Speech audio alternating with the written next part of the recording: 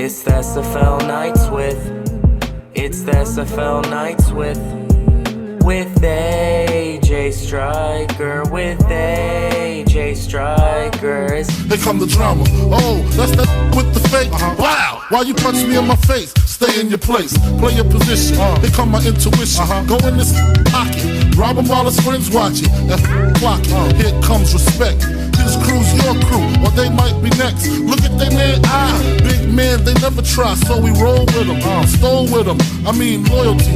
Put me milks at lunch, the milks with chocolate, the cookies, butter crunch, 88, Oshkosh and blue and white duck. Ask the Sky is the limit, and you know that you keep on, just keep on pressing on. Sky is the limit, and you know that you can have what you want, be what you want. Sky is the limit, and you know that you keep on, just keep on pressing on.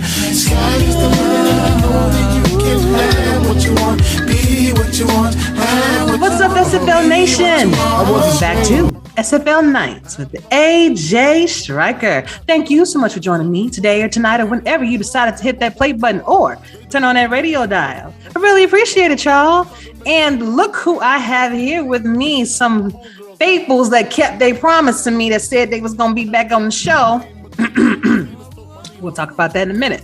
I have Mr. Eddie Gage, coach and owner of the Arizona Scorpions. How are you doing?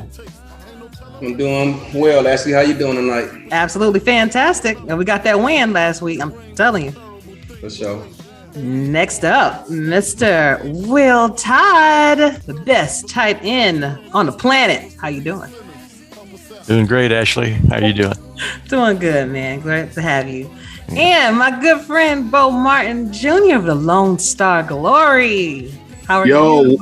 I'm good, Miss Ashley. It's a glorious, glorious Tuesday evening. You're a little light here tonight, Ashley. I think I feel like you're missing a couple people who said they were going to be here, but I'm sure we'll talk about it. Oh yeah, we're gonna talk about that.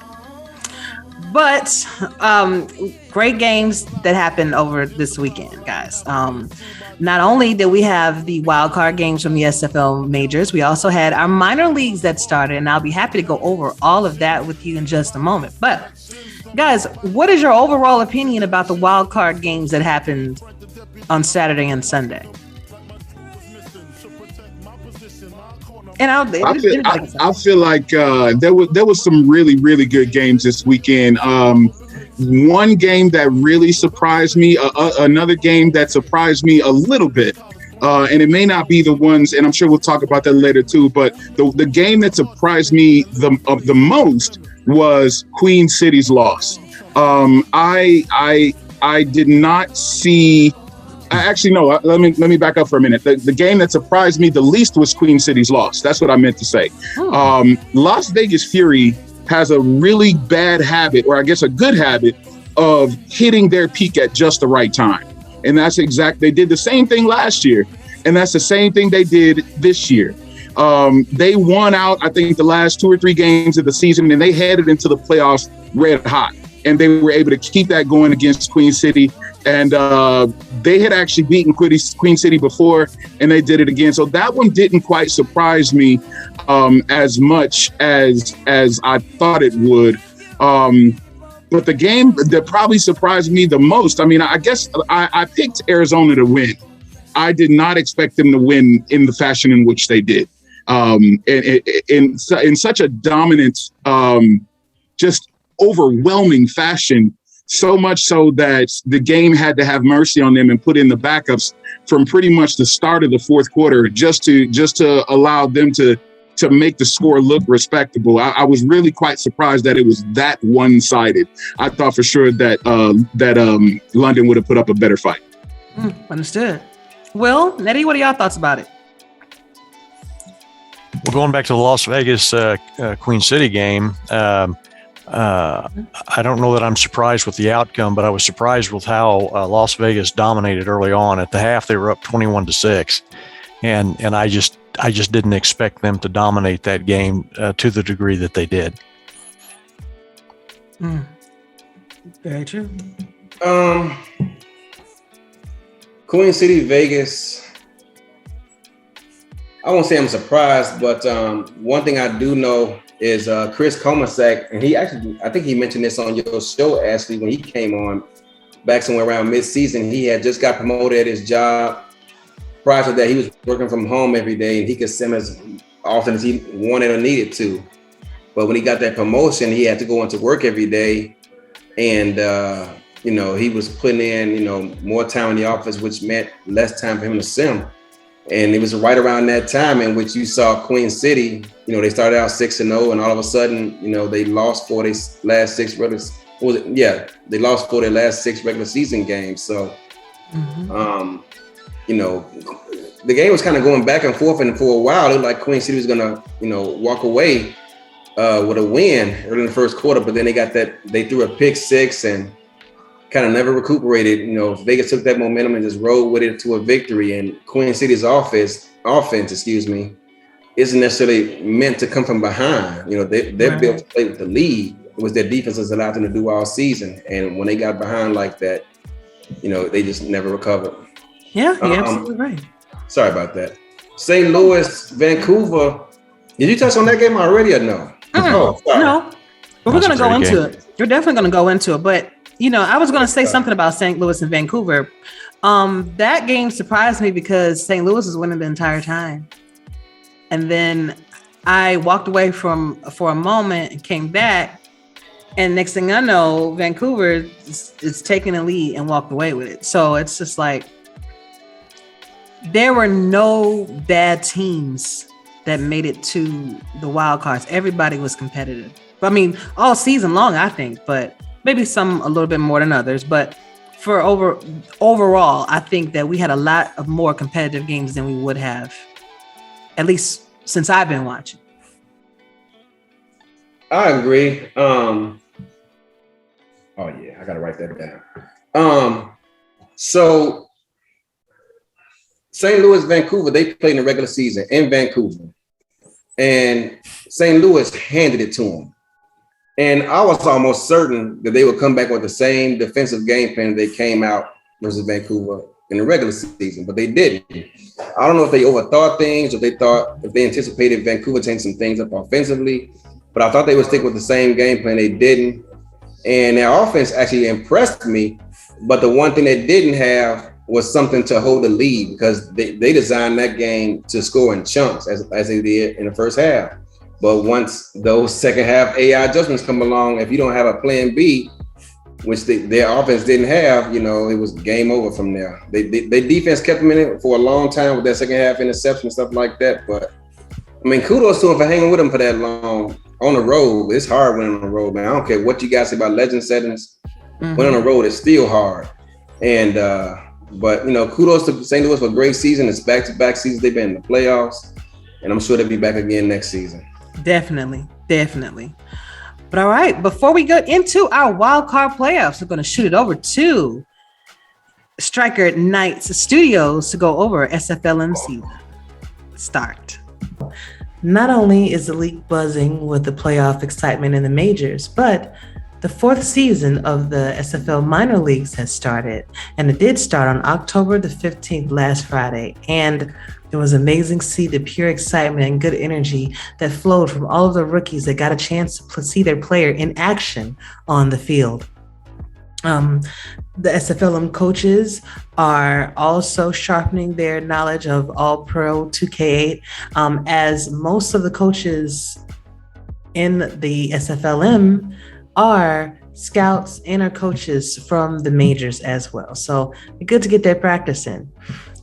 The current teams of the SFL minors are the Annapolis Navigators, the Lexington Miners, the Salt Lake City Rustlers, the Tacoma Grizzlies, the Boise Mud Dogs, the Madison Lynx, the Memphis River Runners, the Ottawa Cavalry, and the San Jose Flight.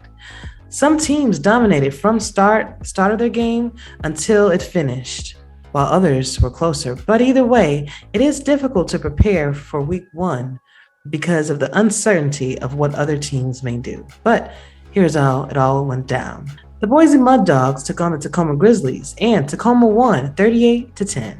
The Mud Dogs had 150 yards passing, 118 yards rushing for 268 yards total. Their time of possession was 22 minutes, 1 second with 1 turnover. The Grizzlies had 317 yards passing, 191 yards rushing, for 508 yards total. Their time of possession was 21 minutes, 29 seconds with only one mistake. Player of the game was Shane Kaufman, wide receiver, with 7 receptions, 193 yards, 2 touchdowns, 27.6 yards per catch. Boise was only able to score 10 points in the second, while the Grizzlies scored a touchdown in the first, 2 touchdowns in the second, 2 touchdowns and a field goal in the third. Grizzlies shout-outs, quarterback Johnny Reno had 18 completions out of 22 attempts for with an 81.82 yards percentage, 311 yards passing, 3 touchdowns, and 1 interception. Running back Brad Jones, 25 carries, 196 yards, 2 touchdowns, 70 long. And cornerback Mark Kaufman with 3 tackles, 1 assist, and 1 interception.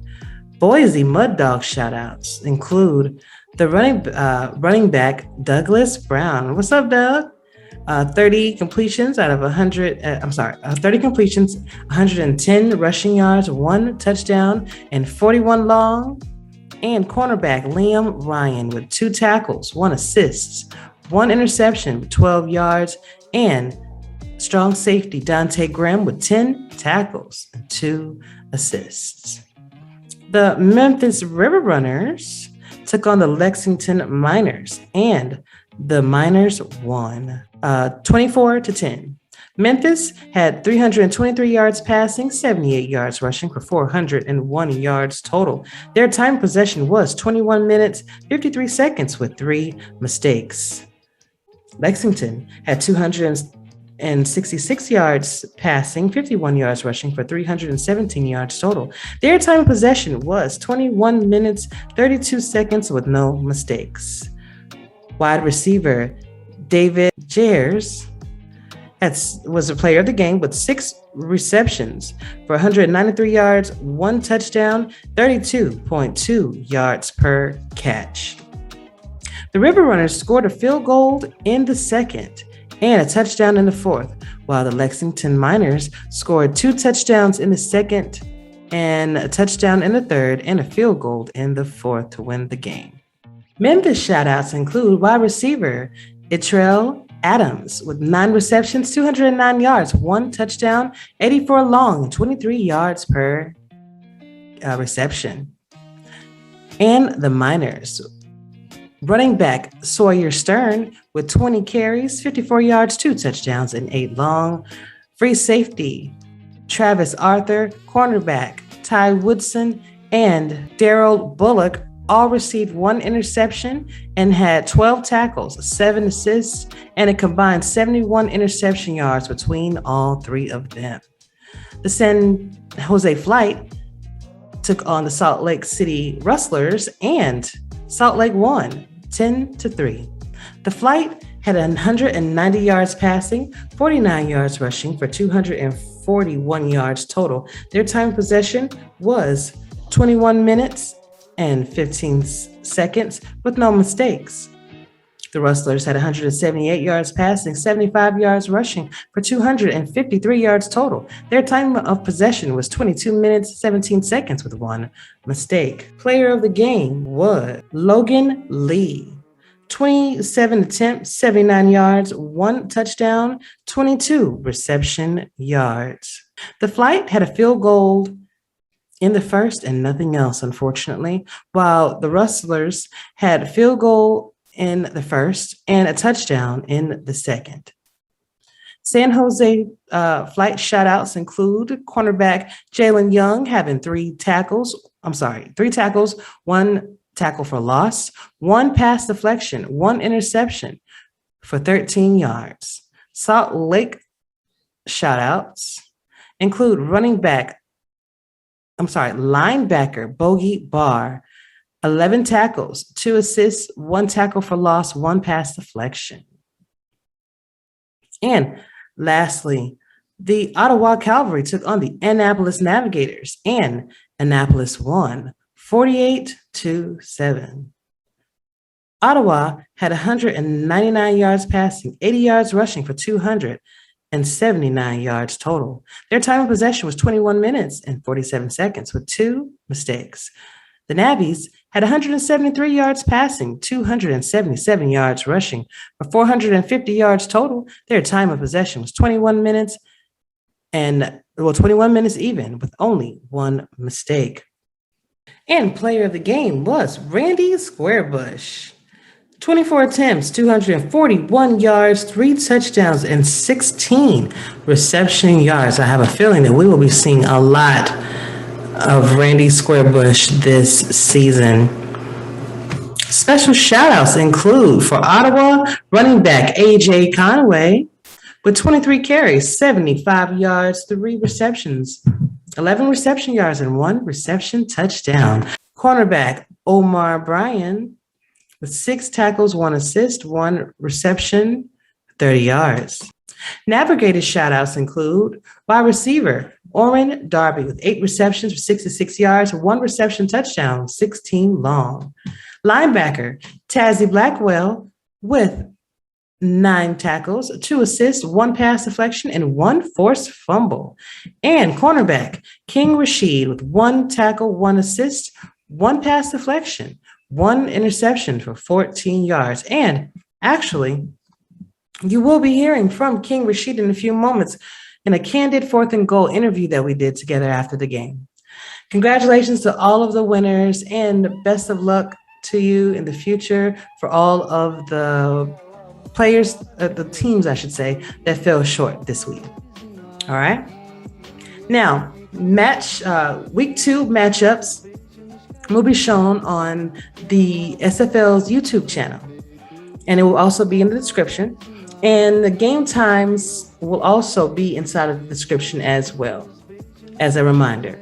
But week 2 matchups include the Madison Lynx taking on the Boise Mud Dogs at 7 p.m. Eastern Time.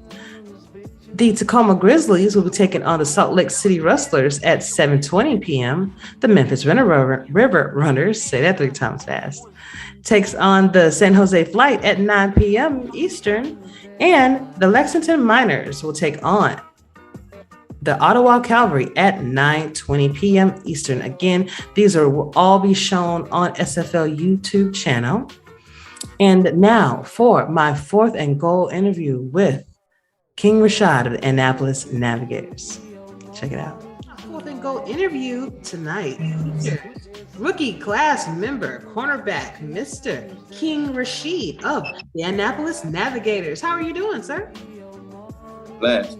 You doing fine, and yourself? I'm doing wonderful. Go ahead. Oh, I just said, what's up, SFL Nation? It is a pleasure to have you on the show. You're the first rookie of season 18 to be on the show. Oh man, it's a pleasure to be able to have this opportunity to be the first rookie to, be able to present myself and be on your show. Absolutely, man. So tell us a little bit about yourself. Now, I have specific questions that I like to ask so we can all get to know you. Love fun questions. So first, if you want to give us your real name, you can. Please give us your age, your hometown, some interesting facts about yourself, and your favorite NFL team. Please don't say Green Bay. Please don't say Green Bay. All right, I'll start with favorite NFL team. It's the Rams, just because, I spent some time in Los Angeles growing up in my youth. And I used to be a Rams fan back in the days. But, I got San Diego and LA kind of got my heart. So I still mess with the Chargers a little bit. So I'm kind of like, tied into both just because of my hometown is San Diego, California. So that's where I was born. But like I said, I'm born in San Diego, moved to Los Angeles County probably around 10. So I was always back and forth, San Diego, LA. So that's just kind of like, my thing, San Diego, California. So I'm 41. Interesting facts. It all started with Tecmo Bowl. I don't know if y'all remember that. Tech Bowl? Tecmo Bowl. Techno Bowl. Yeah, That's old Atari stuff. exactly. That's where this all started. Very true. Yeah, my name is Rashid, and I'm known as King Rashid. Some deep history behind that, but we'll be here all day. Well, that'll be for another show. We got that one. Well, it is a pleasure to get to know you. And, LA and San Diego, I can deal with that. Like I said, as long as you didn't say that green and gold, we all good. For real. So how did you find out about the SFL? You know what? It's so funny. I was like scrolling through my channels and I seen it on FTF. So I was watching, I said, what is this? And I kind of like flicked through and I watched the game and I said, this is actually interesting. And then, like a month or something went by and I just so happened to be flicking through the channels again. And I seen another game and said, what is this? Is this a league? So I ended up going online. I read about it, through website, and I was sold.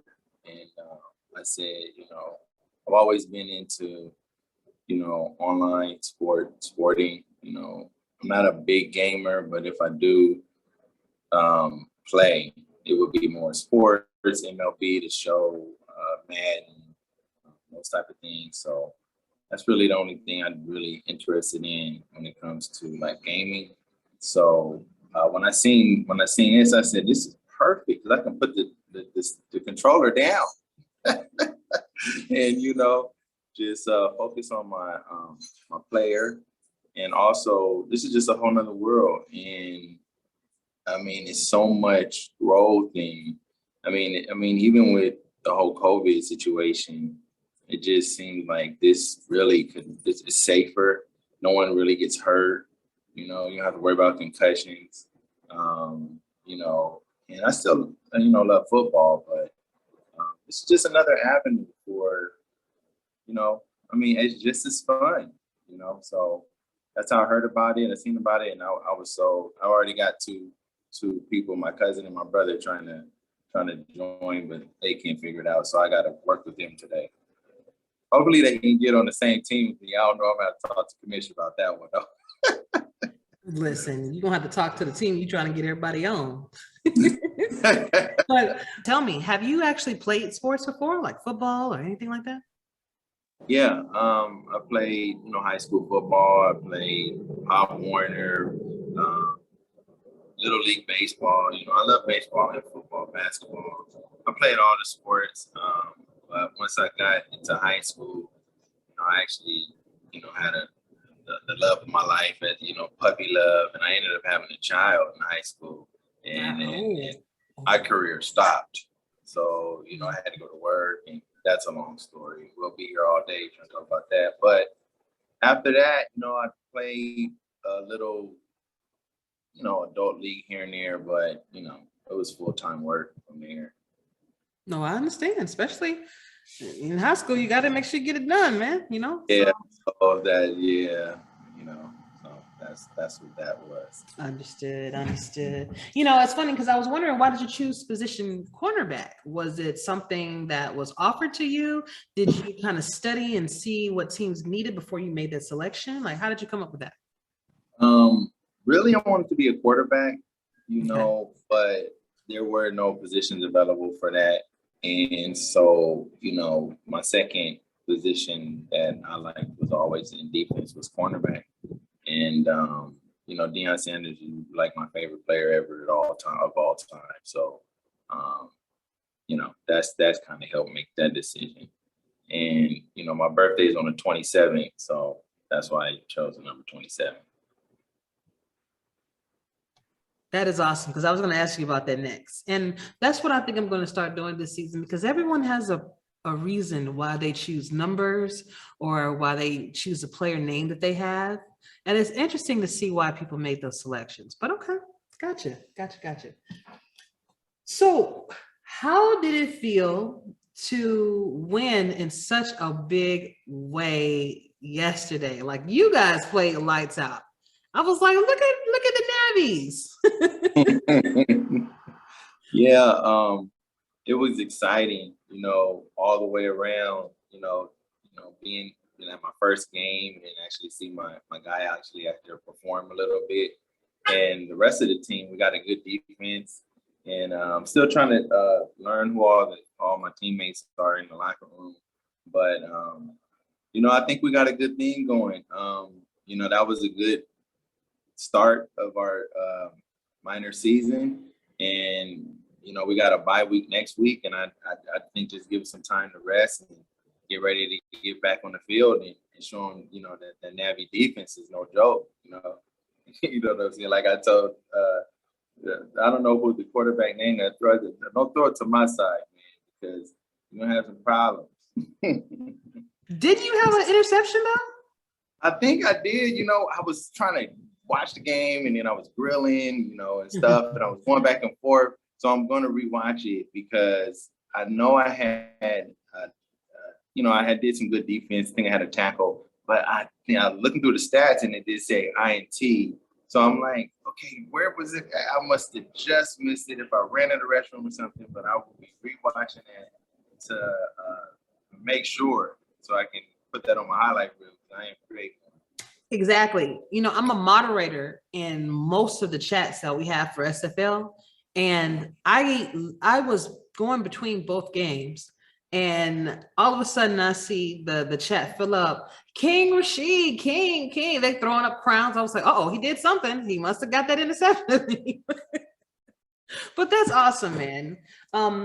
So can you tell us, how would you rate your rookie player experience from actually joining the league? Was there anything that kind of stood out to you? Was there anything that you liked? Was there anything that you wish we could kind of change with our rookie process? No, I think it's pretty self-explanatory. I think, for me, it was pretty easy getting on and everything. Being so new, I don't really see any issue or anything that needs to be changed. Maybe I think maybe some of the scouts, or like even myself, I'm already scouting people, because I believe in this brand. And so I think some of those that are like myself, you, and some of the other rookies or scouts or people that's been around, just brand it a little more and really try to get people signed up, that are interested. I've been talking to, people at work and showing them games and stuff, and it takes time. Some people are so wrapped around fantasy. NFL season just kicked off, and so sometimes they don't really have, I don't have time, I got this going on that night. And I understand, the pandemic and this and that and the other, but it just takes time. Once I sent my cousin a clip from last night, they immediately signed up, him and my little brother. So I'm still working on them. And, my cousin used to play and my brother played. We all play. So nice. That'd be great. We already have the Finnick family in the SFL. We have the Horrell families. We have the Mamin family. We have a lot of different families that are part of the league. So, and I believe the Finnicks, they're pretty much all on the same team. I think maybe except one, which, it works out. So sometimes it can work out, especially, if all of your player bills match with what the team is asking for. You can't do better than that, because everybody's going to hold each other accountable when it's time to progress. Speaking of which, I'm actually going to hit two more points. Do you anticipate on participating in the league in any other aspect? So from broadcast team, stats team, I think I heard you say about scouting. Are you currently scouting with the Mavs? No, I'm not. This is just, I'm just actually talking. I think, people the same And, you know, if you like, my eyes watering. I'm not crying for the SFL. No, I'm outside. Anyway, so yeah, I'm not scouting for the Navs right now. I'm scouting for the SFL for sure. I'm just kind of trying to take baby steps because it's so much, and I want to be able to eventually be an owner, a head coach or something if I can learn.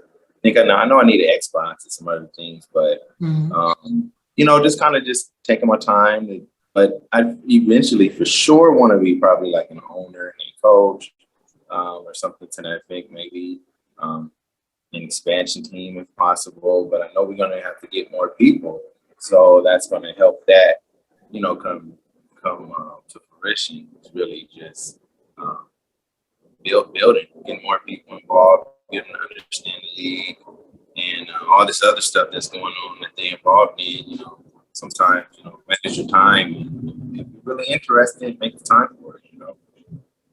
Exactly. And what I find is that there are two people, I would say maybe 2 or 3 different kinds of people that are here. You have the people that like to watch and just kind of, you know, relax and just, hey, they come in, make their progressions, and then they go about their day. Do we win? Cool. All right. That's your experience. That's what you're paying for. That's what you want. But then there are some people that are kind of in the middle, like they're here, you know, they do a couple things, you know, for the league, things like that, or for their team. And then, you know, they go about their life. But then you have some people that are just diehard SFL fans. Diehard. I'm whatever you want or whatever you guys need, you know, how I can help you guys grow, let me know. So it seems like you're going to be in kind of one of those, that last tier as far as trying to get people to come in. Like you already started. So that's very valuable when you are an owner looking for a GM. If you are definitely looking into getting into coaching, I would suggest you start off with scouting first. Get the game, Xbox 360, all that. Scout first, get with somebody. The minor leagues are probably the perfect place for you to start off that way. Because everybody's new, everybody's trying to learn the different player builds and the grand scheme of things. So there you're allowed to kind of make the mistakes, grow from that kind of thing. I mean, you got to make mistakes everywhere, but it's kind of like more acceptable, I would say, because you're learning. And I think if that's something that you really want to do, man, go for it. You know, I could definitely see that on you, because especially since you have football knowledge anyway. Sure. With your player build though, were you working with your coaches with your player build? Were you doing it by yourself? Even with the progressions, are you taking the advice of the coaches, or are you kind of doing your own thing? With my progression, I read the whole. Ben Jackson really helped me out. Also, Cam, you know, always reached out to me when I had a question, answered it, and just timely right away. Hey, this, that, and other. This is what you need to do. And then my coach, Ben Jackson, like I said, shout out to him. We actually had a phone conversation and actually kind of gave me some good information on what I needed to do. Make sure on Mondays that, you know, you're adding your progressions, and they sent the whole spreadsheet of everything. It's just a whole book, you know. You take time and read it, you know, and you can kind of understand, you know, the different levels from gold, bronze, and things like that, and the primary attribute from the secondary attributes, and just taking your time and really right now focus on primary, because those are highlighted in yellow. So for important. Yeah, you know, really focus on those. Me being a DB, and then even the podcast, you know, the Sim Pod, your podcast, and your show, and Axe, and others that, you know, if you stay in tune, you kind of know what's going on. And like I said, you just then that's what it's been. It's just been just staying in tune, seeing what I need to do. So as a DB, like I was trying to say, is coverage is important. So that's kind of what I'm focused on now. So that's how I was able to figure, you know, get my attributes and all that stuff together. It's just basically reading all the information and staying in tune with the league. Absolutely. It is very important. And I love the fact that Axel Raven has kind of taken the bull by the horns when it comes to rookies and starting his own server, having the shows kind of giving you all advice about what to do, things like that. And I think that that is necessary. That's, you know, for you to have kind of a one centralized destination to get what you need, instead of having to reach out to so many people, even though I encourage every rookie to talk to all owners, talk to all GMs. When I tell you I got on their nerves when I started, like I was literally talking to everybody, like I would not shut up. But that is the reason why I have what I have right now, is because I reached out and I didn't limit myself. Yes, for sure.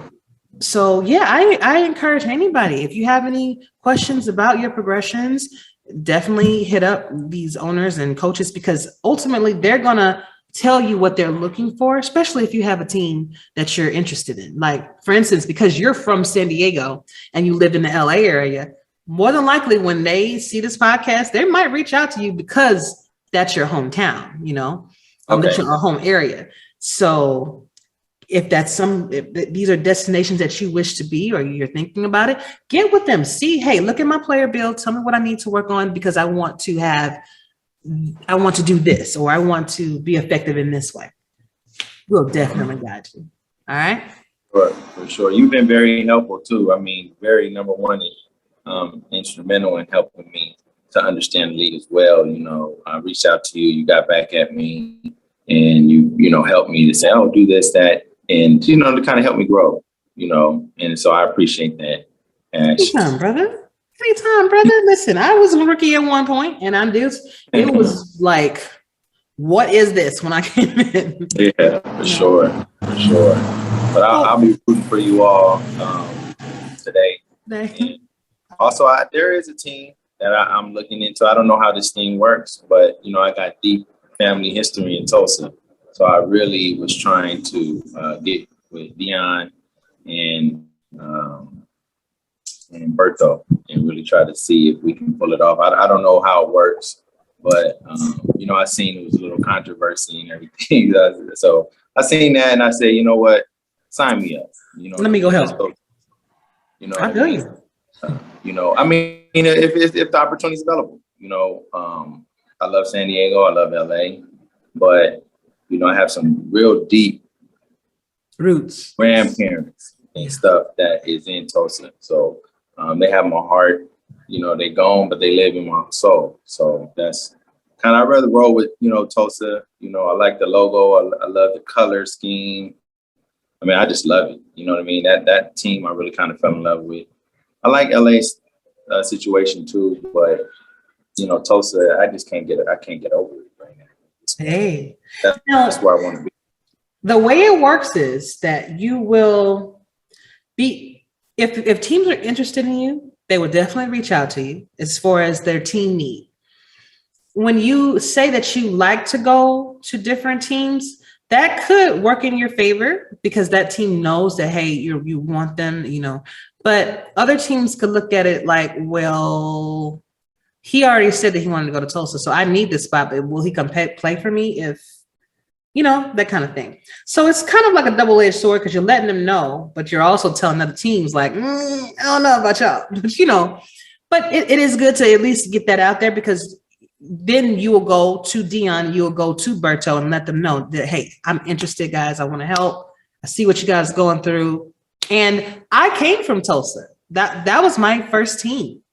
And I was not supposed to be a quarterback, but Dion came to me and says, hey, I have this opportunity for you. I know you wanted to be a wide receiver or a defensive end, but why don't you be a quarterback? Cool. All right. You know, and I haven't looked back ever since. So they'll definitely give you the opportunity if it presented itself.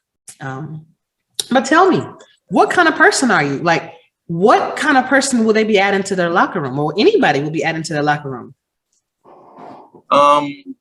You know, I'm a family-oriented person. I'm spiritual, you know. So, you know, I'm logical, reasonable, humble, you know. So, but on the field, there's no, you know, I'm very respectful, but, you know, I'm looking to create a fumble or cause a play, and whatever team that, you know, really see interest in me, I'm going to go hard for them. I'm not going to, I don't really like jumping teams and, you know, and going back and forth. I'm committed, man, you know, all the way to the end. So that's the type of person I am. I'm not going to just try to jump on. I understand people do go to different teams, different reasons, and, you know, I totally understand them. But, you know, I'm committed. So if I'm on a team, that's just where I'm going to be. I'm not going to really want to, you know, be traded or leave or anything. If there's any situation, we're going to hash it out. Locker room, we're going to hash it out. Whatever we're going to do, but we're going to get it together. We're going to get some wins. Which is awesome. It's awesome to know that whatever team is going to be lucky enough to draft you, that you will be with that team until, you know, until they let you go or until you retire. So that's a good thing too. That's what owners, GMs, and everything, they want you to say that, but they also want you to mean that too, because it's difficult. As I love rookies, I love the new excitement and everything. But when you have your team solidified and you can just kind of coast through the offseason, coast through the draft and all of that, and have your team already in place, that's a great feeling. So if anybody's listening to this and they decide to pick you up, they already know my cornerback spot is filled until I, you know, which is a good thing. So what in turn are you expecting from the team that drafts you?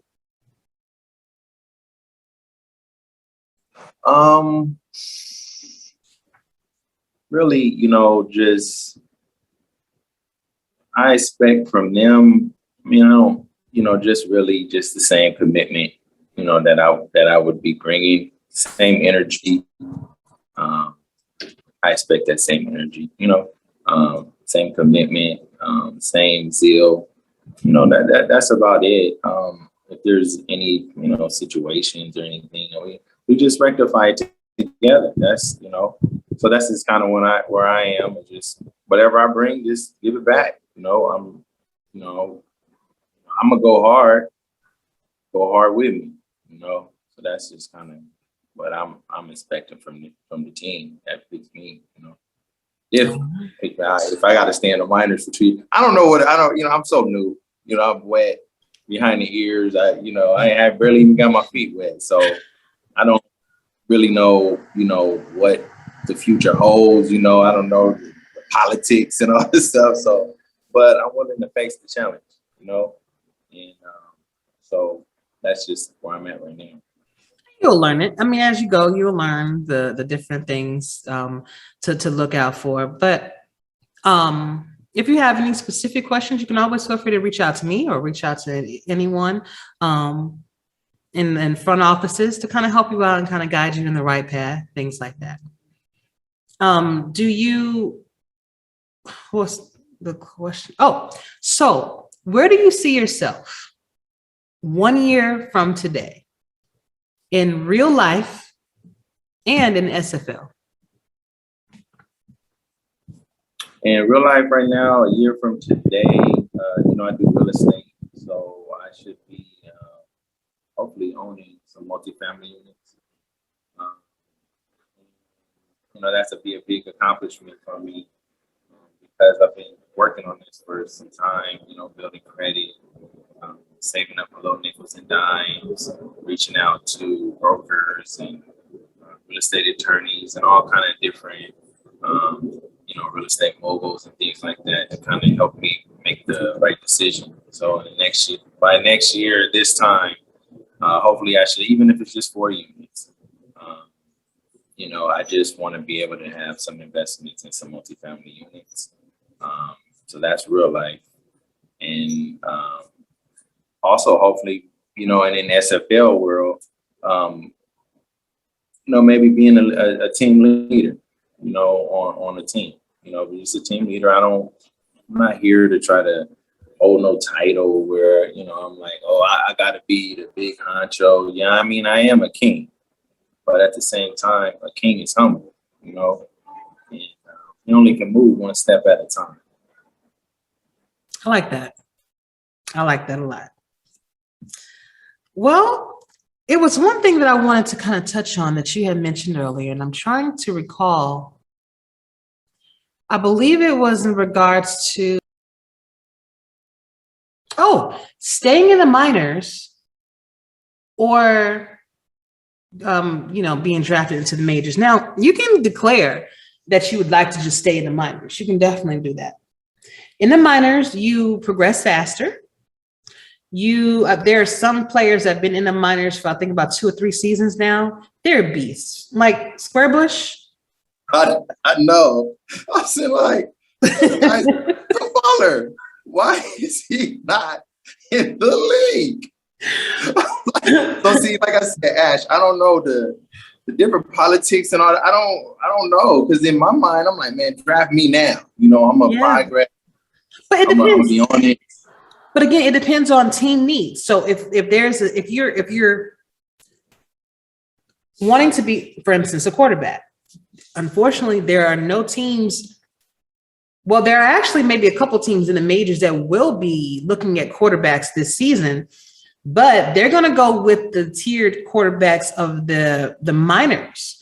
Who has the most progressions? Who progressed well? Who only concentrated on the attributes, building the player up first before they added those animations. Okay. So got it. If you looking at, I would definitely focus on attributes. Don't feel bad if you're not taken in the draft. That means there simply wasn't a need for that position. And there are other opportunities within the season for someone to get picked up. It won't be in a draft, but kind of signed during the season. So there's different ways to work it. But if you're not selected, just go back to the minors, be the best you can be. And within maybe 1, 2 seasons, 3 seasons, you'll be someone that you cannot overlook. Squarebush, if anybody has a need for a running back or a fullback, you cannot overlook Squarebush right now, unless you just don't have enough money in your cap. You don't have enough cap space for it. He's a beast right now. And that's from him staying in the minors and progressing. Versus here, when you're in the majors, especially when you're gold level like I am, I probably only submit maybe progressions maybe 2 or 3 times a season. But when you're bronze, when you're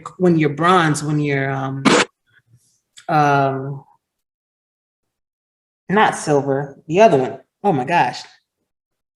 It's bronze. When you're bronze, you're able to progress a lot more. Even when you're silver, you progress more than a gold player would. So just take your time, like you said. Build upon everything and you'll be good to go, man. Thank you for that. I thank you for that information, because like I said, I didn't know that. I didn't know that. Just stay in the minors, build your team, build your guy up, get your attributes up, be ready to go. Yeah, because some people get really bummed out about not being drafted. And yeah, you created a player so you can go play in the majors. Absolutely. Who wouldn't want to? But at least you guys have this opportunity. When I started, it was only one game that we had to showcase our talent. And that's it. Y'all have a whole 8 weeks. And if you make it to the playoffs, the championship, yeah. So yeah, y'all are good, man. Y'all got it real good. But King, it was amazing meeting you, and I want you to please come back on the show anytime you want to. Even like once you get drafted, and things like that. If you want to come and just kind of share your excitement and things like that, I would love to have you back on, brother. Okay. Most definitely. I appreciate you having me on the show, and anything you need, I'm here for you. Like I said, you've always been 100 with me and looking out for me. Anything I needed, you let me know. So good luck, today. And like I said, go Arizona, 80 gauge. I'm with y'all on this one. I know Mike Green, man. He was London Night, right? Yes. Yeah. I know, man, you're my boy too, man. But, at the time, right now, I'm rolling with Ash, man, and 80 gauge, man. I want to see y'all get this W. Appreciate it, sir, because we're going to need every bit of ounce of luck that we can get. But listen, I cannot let you go without giving you the last word. So that can be a song, that can be a poem, or just a simple shout out. Right now, King Rashid, the floor is yours. Well, I would like to say this. You know, I would like to thank Cam and all the GMs and the head coaches and all you guys that sacrificed to put this thing together, man, because this is really a good league. And it's a healing league. It can be a healing to some people that going through different things, you know. They get into this league. There's a good family, a good structure. And this thing, you know, once we get through this pandemic, I think this is going to be a good league. Also, if you want to kind of get to understand where I'm coming from, if you watch that old movie, Eddie Murphy, Coming to America, you'll understand a little more about who I am. Peace and blessings to you all. And thank you again, Ash. Yeah, you are very, very welcome. And Coming to America, absolutely one of my favorite movies of all time. So yeah, we're gonna have a lot to talk about, brother. I promise you. Sure. All right. I'll see you out on the field next weekend, and good luck to you all. All right. Thank you. You're welcome. Have a good one, brother. Salam. Peace and blessings to you all. Wow. That was a fantastic interview from a fantastic person. Thank you, King Rashid. We really enjoyed that. And remember, guys, if you want to see more content from the SFL community, visit our website at simulationfl.net, where you can check out cool podcasts and shows like our new shows, Minor Leagues Fights and Insights with Axel Raven, along with Simulation Nation with Ross Napoli, Aaron Alexander, and a special segment from Coach Craven. Then you can enjoy classics like Access Live with Dave Access and the Party People, Nelson Lanzano, Inside the League with Nelson Lanzano. We also have Netma, Nobody Ever Tells Me Anything with Tyler Falk and Miss Kendra Hall. You can read all about it with Louisiana Revolution Swamp Talk newspaper. You can say it with your chest with Eddie Gage. You can hang out with Benny Butcher, Paul T. Patois, and Douglas Brown on the Sim Pod, or you can end your day off right with SFL Nights, A.J.Striker. And again, all links can be found on simulationfl.net. Now back to the panel. And we are back. So back to our wildcard games that took place. Now, I'm going to kind of go out of order here because I want to try to give a few people that wanted to talk about some of these games time to get in. First game we're going to discuss is the Los Angeles Vikings taking on the Charleston Predators. And the Predators won 29-10. Los Angeles had 139 yards passing, but only 92 yards rushing for 231 yards total. Their time of possession was 15 minutes, 31 seconds with 6 mistakes. Charleston had 230 yards passing, 84 yards rushing for 314 yards total. Their time of possession was 28 minutes, 4 seconds with 2 mistakes. Keith Swearingen was the player of the game with 30 attempts, 83 yards, 1 touchdown, and 27 reception yards. Now, there was some kind of debate going on. Then Eddie is going to be touching this on his show on Friday about the game itself. I will say from just looking at the stats, it looks like the time of possession and the turnovers did LA in. And that was the reason why Charleston was able to capitalize and win the game in such a fashion, because when you have those combination of things, that usually spells disaster for you. But what y'all think? Well, LA looked pretty good in the first half. I mean, they had 3 turnovers in the first half, but they were up 10-9. So at that point, I'm thinking that the game is going to be tight all the way through. But they didn't score another point. In the second half, Charleston just took over. They got 3 more turnovers out of LA. And TD Drew I think he just came alive in the second half and did what he needed to do for that team to pull away.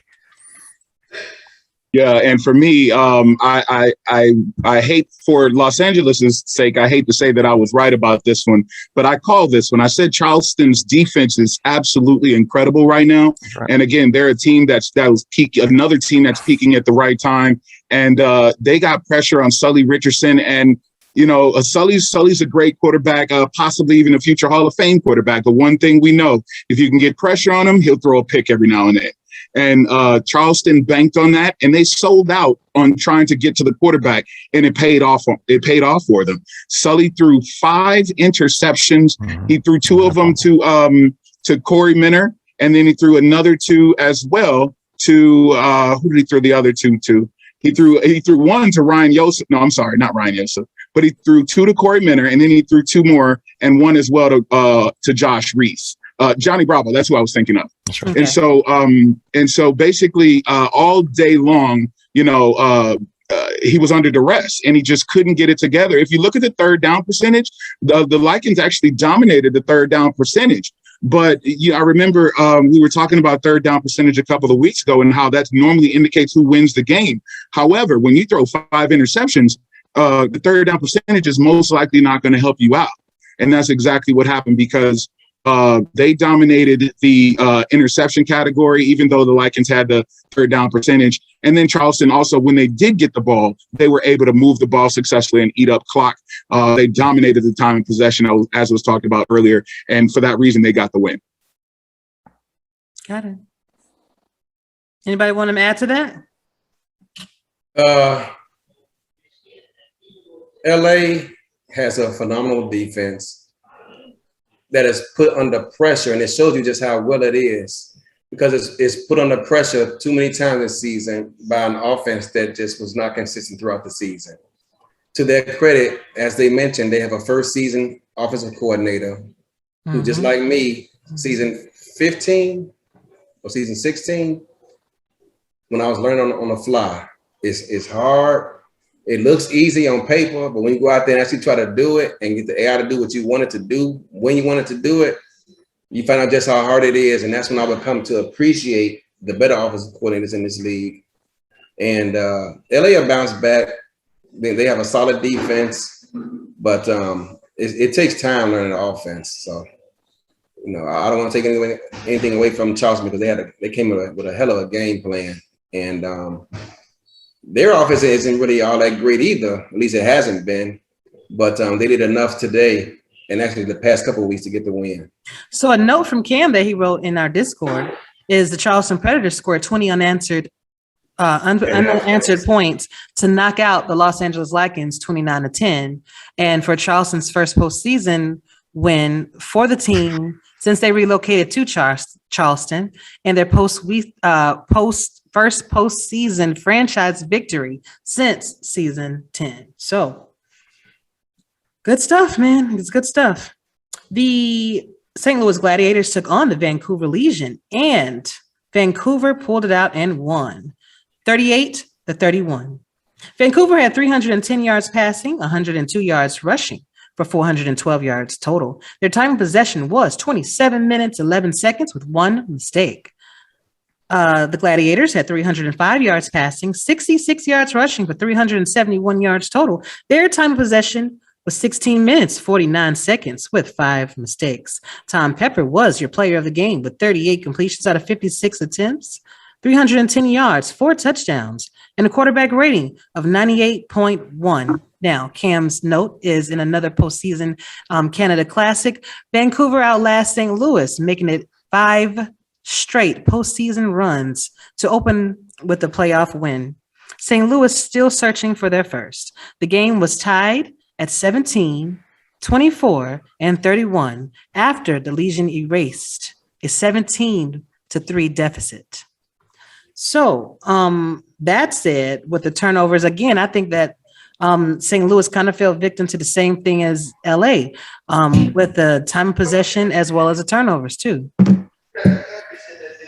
Again, at the end of the first half, St. Louis was up 17-10, and they had held Robert Redford of Vancouver to 11 yards in the first half. And at that point, I'm thinking, St. Louis actually has a shot at this. But, Eddie referenced the second half adjustments. And in the second half, Vancouver came out, and they were a much improved team. In fact, you could say that this was a game of two halves. St. Louis dominated the first half. Vancouver dominated the second half. And they were able to, score enough points to beat St. Louis by 7. Good point. Yeah, and kudos to St. Louis. I mean, I'm looking at, their numbers and they did everything right. I mean, we talked about last week how dominant an offense that Vancouver was, but we also talked about how St. Louis had their number in the past. And, St. Louis did everything right with the exception of taking care of the football. And, shout out to Christian Brown. He's still got some growing to do. I think this is just the conclusion of his second season, if I remember correctly. Right. So he's got some growing to do. And so we'll give him kudos for getting the team to where he did. But when it came to just getting the team over the top, Vancouver, surprisingly enough, was able to lean on their defense. And take nothing away from Vancouver's defense. Everybody, but Vancouver's focus has always been on their offense. But Vancouver's defense came up big, if you ask me, because St. Louis was giving it to them. They were giving Vancouver everything they could handle. They were stopping the run. They were even stopping the pass for most of the first half. And so it wasn't until Vancouver's defense stepped up and kept giving Vancouver second chances and third chances to get the ball back and to get in the end zone. If it wasn't for Vancouver's defense, I don't think they win this game. But that just shows that Vancouver can find multiple ways to win. And because of that, that makes them a deep threat to go far in the playoffs, if you ask me. Good stuff. Hey, did you have something to add to that? Not much of what I already said already. I'm sorry I went out of turn, but St. Louis, man, like I said, I just would like to know how that game had played out had they stuck with the game plan they played then with in the regular season. Got it. Gotcha. Now, agreed. Definitely. Back to what you all were speaking of earlier. The Las Vegas Fury took on the Queen City Corsairs, and Las Vegas upset Queen City 34-20. Las Vegas had 279 yards passing, 91 yards rushing for 370 yards total. Their time possession was 19 minutes, 13 seconds with 2 mistakes. Queen City had 231 yards passing, 96 yards rushing with 327 yards total. Their time possession was 24 minutes, 29 seconds with 2 mistakes. Joseph Green was the player of the game.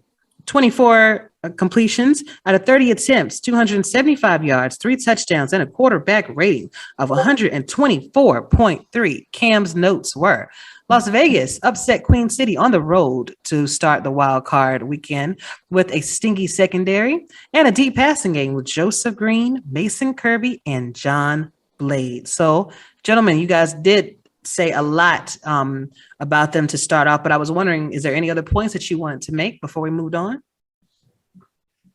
I just want to say, what a game from the rookie Joseph Green. For a rookie to play in his first season in a playoff game and perform as well as he did, I just thought he had an awesome game. Yeah, and I would agree with that. And that says a lot about the coaching staff over there in Las Vegas. Kudos to them because they built a team, around making sure that Joseph Green doesn't have to do too much in his rookie season. And I think a lot more teams need to understand who their quarterbacks are. And I think that would help to help their quarterbacks grow faster and experience less growing pains. So kudos to the Las Vegas Fury. And, I'm not surprised. I know most of the guys over there that are, Slim Shady has been at this for a very, very long time. Mm-hmm. And he's probably one of the best when it comes to bringing the quarterbacks along and, along with the rest of the Las Vegas staff. So kudos to them. And, I expect them to do well going forward. Absolutely. Joseph Green was the player of the game. Like you say, he was efficient, 24 of 30. But if there was a game ball to be given out, it would be to his offensive line. Because Agreed. He's been one of the most stacked quarterbacks in the SFL. And if you look at Vegas's offensive playbook, they have as many 7-step drops as any team in this league, probably multiplied by 2. It may be to the third power of all I know. But despite all that, Queen City could not get to him until it was too late. And I think they sacked him a couple of times late in the fourth quarter, but by the end it was too late. The damage was done, and they had an awesome game plan. And I mean, I even talked to John Bond before the game because I broadcast that game, and I asked him, so what's the game plan? He told me, he says, man, Mason Kirby's going to go off this game. You can guarantee it. And sure enough, he saw something on film because Mason Kirby went to work. He sure did. Indeed. Look who it is, Mr. Mike St. Green. You showed up, brother. I was worried. Well, it's only 7:03, but anyway, I'm here. I'm a man of my word, man of integrity. See you, Mike. I'm here. Yeah. And if I may go on like a quick 20-second editorial, as I mentioned, I'm a man of my word, definitely a man of mine of integrity. I've been that long before the SFL, and I will be that long after the SFL if it happens, after I leave the SFL. And with that being said, in the words of the great baseball poet, Carlos Correa, if you don't know what you're talking about, if you don't have the facts, just shut up. I'm done. Good to be here. I'm confused. I don't think you need to say all that because there was really no facts. The game hadn't been played. So you don't have to apologize or whatever it is you call yourself doing. I mean, we're not talking about the game. Oh, okay. We're not talking about our game. Oh, okay. Oh, my bad. I'm sorry. I didn't know where you were going with that. I'm curious because I don't know where you're going. So you're gonna have to enlighten me. Well, it was. I'll say this. In light of some recent comments. Say it with your chest, bro. You're talking about certain things. I'm just saying. You want me to say the name, or you want to say? All I'm saying is, don't be talking shit if you don't have the facts. That's all I'm saying. And now we can go on with the show. I'm here. We can go on with the show. Integrity is everything to me, and facts. And so, without facts, shut up. That said, I think it's important that your fans know he's not talking about any of us. So if y'all want names to be spoken, they probably need to be spoken. Yeah, I'm clueless. I'm pretty sure it's some intelligent people in and around the SFL that can figure it out. Okay. All right. Well, I don't know Mr. Nickens. So if he has a problem with me saying his name, I apologize for nothing. But I don't know him. But if you don't want to say it, I'll say it. There was a comment made, and it was in my opinion classless, shall we say? Because there's a certain degree of respect that's given, win or loss, to our teams, and I feel that we all need to have that certain degree of respect. Even there's a certain grace to be had even in defeat. And it's kind of difficult when you're not even involved in the game to insert yourself in such a way in which you did. So, I mean, that said, I know what he's feeling. It's difficult enough, like Eddie said, it's difficult enough to win in this league. So when you lose, everybody loses. At the end of the day, there's only going to be one team standing up holding the trophy, right? So everybody is a loser except for the last team. So that being said, if you're not in the trenches, if your team, if you ain't got a dog in the fight, then why you barking? Well, so I get it. Well, Bo, I will comment on that because actually that's not what I was referring to, but I will comment on that now. All right. Well, hey, I brought it up. And this is just to play devil's advocate because I was, right there reading the chat as it was happening. I think this is just my thoughts. I think Ronnie was trying to be, how do you want to say, critical of the team as if he was just a fan. I'm just playing devil's advocate, and because I'm on the side of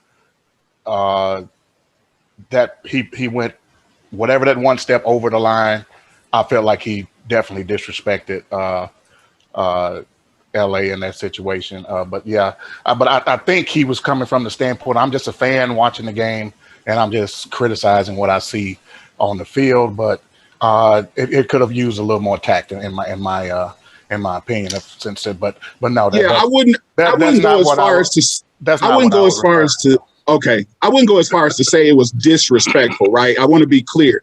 That's why I use the word classless, because I wouldn't say disrespectful, but it was a little bit cold towards the losing team, you know, and that's what I mean by it. And like I said, I don't know him, but I felt like maybe like you said, maybe I'm just misinterpreting his words, but it just seemed like it was a little bit cold towards a losing team, you know, when in reality we should. You know, it's tough to make it in. My team's sitting at home watching the playoffs, so I know how tough it is. So I'm not going to sit here and trash London when y'all made it farther than we did. You know, now that y'all lost, y'all can come sit beside me and we can watch the rest of the playoffs together. But but other than that, but now that you say that's not what you meant, I know who you meant. But I'm gonna leave that one alone. I'm still lost, so you can educate me. Good. Now we're gonna stay lost, Eddie. I made a pretty much promise to someone I wasn't going to give it much more shine than what it deserves. But as a man, I felt like I needed to say that, and I wasn't going to rest until I had an opportunity to say that. So hey, that situation is put to rest as far as I'm concerned now. No, you can just tell us afterwards. It's fine. Hey, listen, a little bit. First off, Colin, welcome. This is Colin Hart, everybody, running back for the Sioux Falls Sparrows. And of course, we all know Mr. Mike St. Green. He over there at London, you know, just a wide receiver over there. What's up, Colin? That's not too much. Finally made it in. I'm glad you did. But I'm going to kind of touch a little bit, even though I did say I was going to kind of not say too much about it. And then I'm going to let you and Mike St. Green kind of give a quick synopsis over the Las Vegas Queen City, the Vancouver and St. Louis game, like real quick, and then the Likings and Charleston. Okay. So, in regards to that whole situation, I went back, read the chat, and kind of again stepped off for a minute, came back, read the chat. I have been told that my player, my quarterback, should basically scrap it, retire. I wish you would have retired before this weekend, but last weekend. But anyway. I bet you do.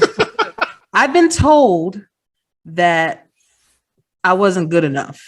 I've been told that my player build is not something that is useful to my team. Not to my face, but it's been said. People can say whatever the hell they want to say about your team, about you, whatever. That's their opinion. With Deacons, while it wasn't disrespectful what he said, nobody wants to get doubled down on when they lose. So there were times when we lost and there were people in the chat talking smack about our team, but we had to eat it. There were times when I was fresh in the season, I would snap. How dare you talk about my team like that? But then again, everybody has their own opinions.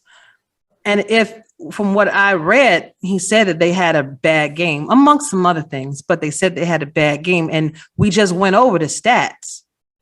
Technically, they did. That was not Likens football. They are definitely used to playing better than that. But there is a way that you can say things like that, and it can be constructive, not destructive. And that is what, because he said it in that manner, that's why the chat blew him up like that. But if you said, man, LA, they lost, there was areas of opportunities that they could have took advantage of, and hopefully they will do that next season, people wouldn't have said nothing. But if you come off brash and abrasive, that's what you get in return. So that's my 2 cents about it. And Just gotta just do better, man. It's a way you can still say things and get your point across. You don't have to be an asshole about it. But Mike and Colin, what were your thoughts quickly on the Charleston Predators game, on the St. Louis Vancouver game, and on the Las Vegas Queen City game? I'll take it. I guess I'll go ahead and hit all three real quick. I'll start in order. Las Vegas, Queen City, first game of the weekend. I was really kind of surprised at Las Vegas's performance. Really more surprised with Queen City's over Las Vegas's performance.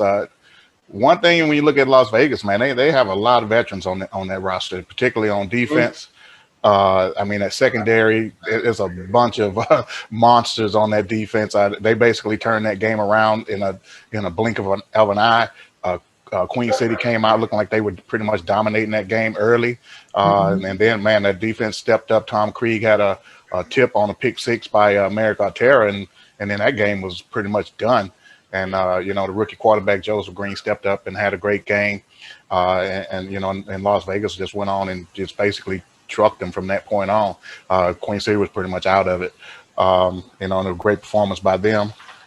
Second game, as you mentioned, was LA and Charleston. This was, well, I won't say all LA, but LA were doing what they needed to do on the road in a playoff game.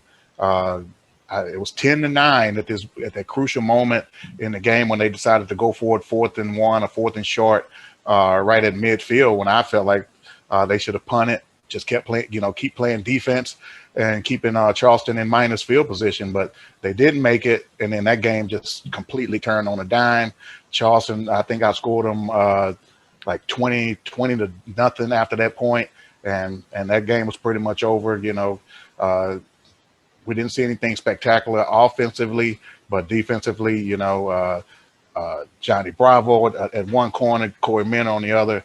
They pretty much dominated LA. That LA couldn't get anything going after that, if they really got anything going the entire game. I'm pretty sure the stat line showed that. But then you go to the best game of the weekend, St. Louis and Vancouver.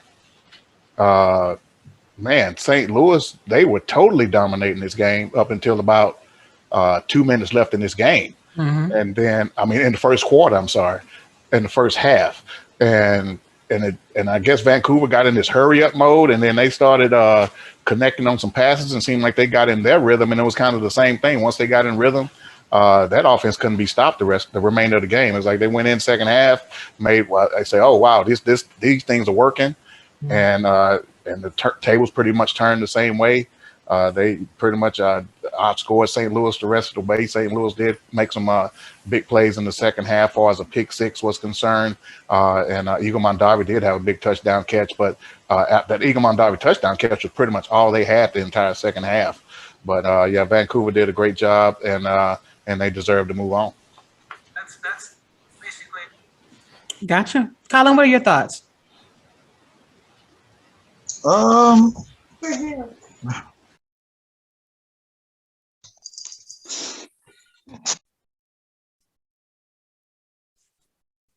Colin? Sorry. I was that going on here? Go.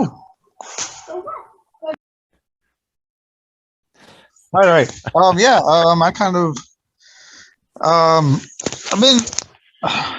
I gotta say I've been largely checked out since we kind of, our season didn't go so well. I did catch some of the footage here and there. Mm-hmm. From what I did see, there were some, a couple of games were all right. One wasn't that great, I guess. But this is a playoff time. This is when the time when kind of make or break teams, and it's when you can kind of see like where the real coaching comes into play. And I guess we saw what we'll see. We see what happens. Some people are prepared, and some people get in there, and then they don't realize what's going to happen, and they get overwhelmed. And I guess we kind of saw that. Gotcha. And I'm going to ask you a few questions towards the end though, because I know, Sioux Falls, they are, going back to the drawing board, for next season, things like that. So we're definitely going to kind of talk about that. But Mike, now it's time to talk about, hold on, let me get everything queued up, because if y'all want to start playing songs and stuff, and I got one for you, Mike. Okay. And by the way, I really do appreciate you giving me that game ball. That was really nice of you. But it wasn't going to stop me from playing my song. It was tough, but it was well deserved. Well, I do appreciate it. All right. It's just going to be a couple seconds of it. I hope y'all can hear it.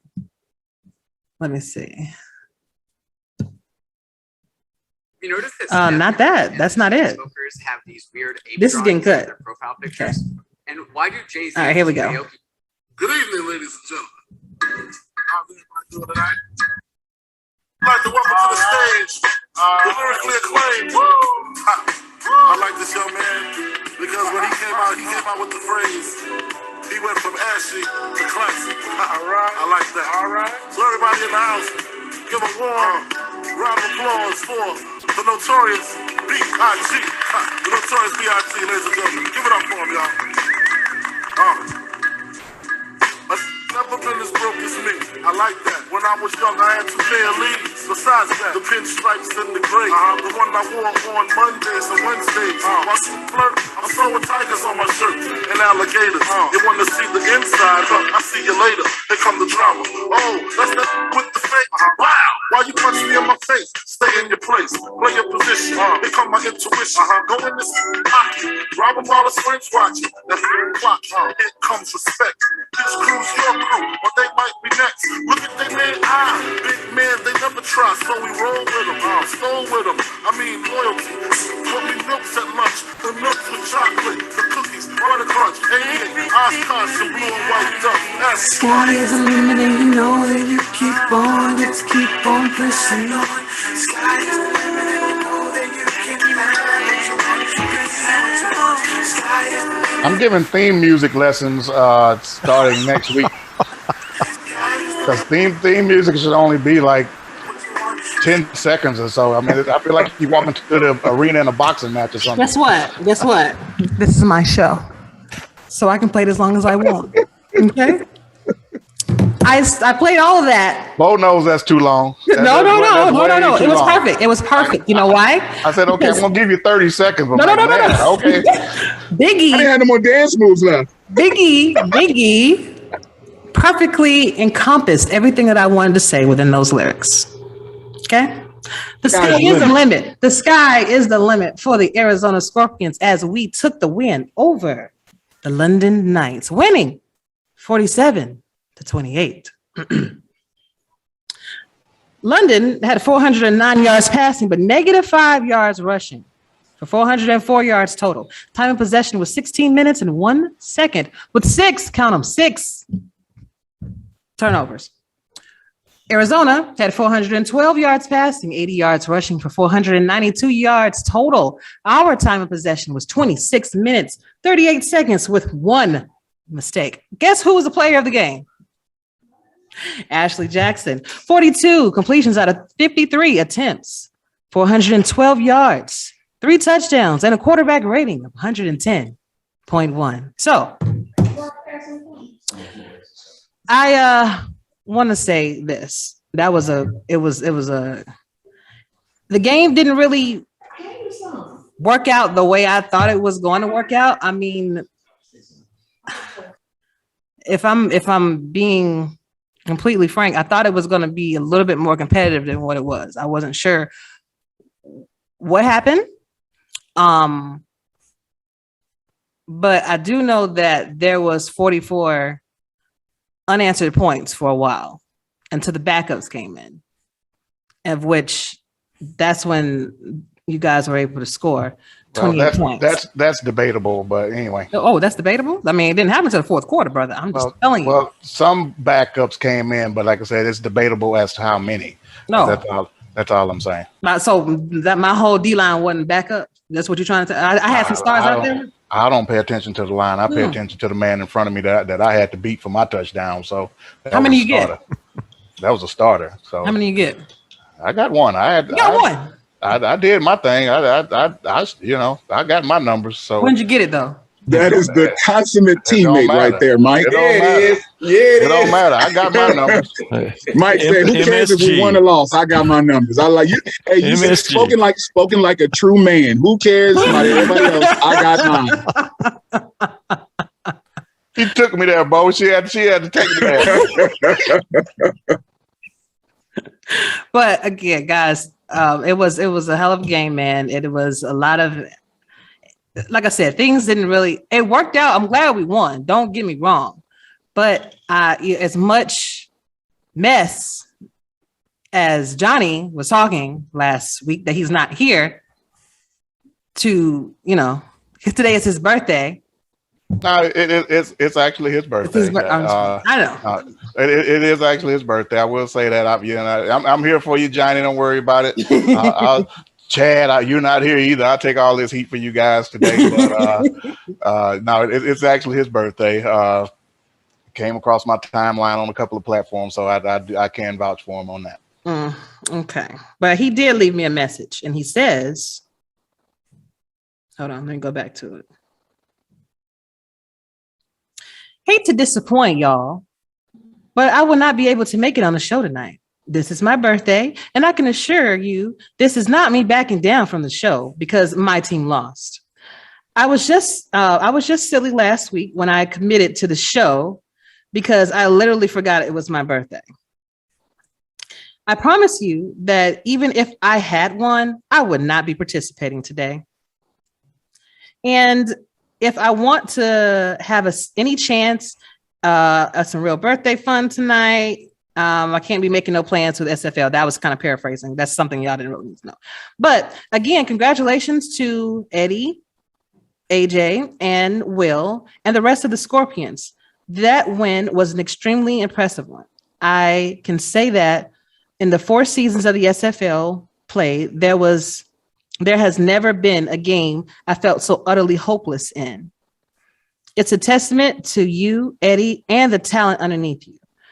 I wish y'all the best in the rest of your playoff run. Personally, I look forward to slinging the rock against my boy.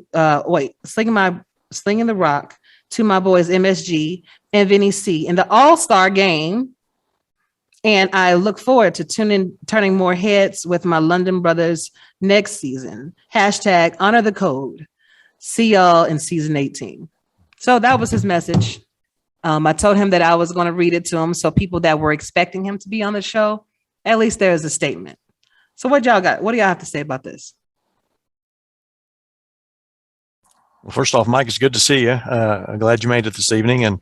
And if you recall, whenever we were doing the interview there with Cam, the pregame interview, I didn't think that there was going to be any stopping you guys, and I thought it was going to be a really close game. So obviously, I'm among the number that was a little bit surprised, in my case, pleasantly, how the game unfolded and how it went out. But what do you think?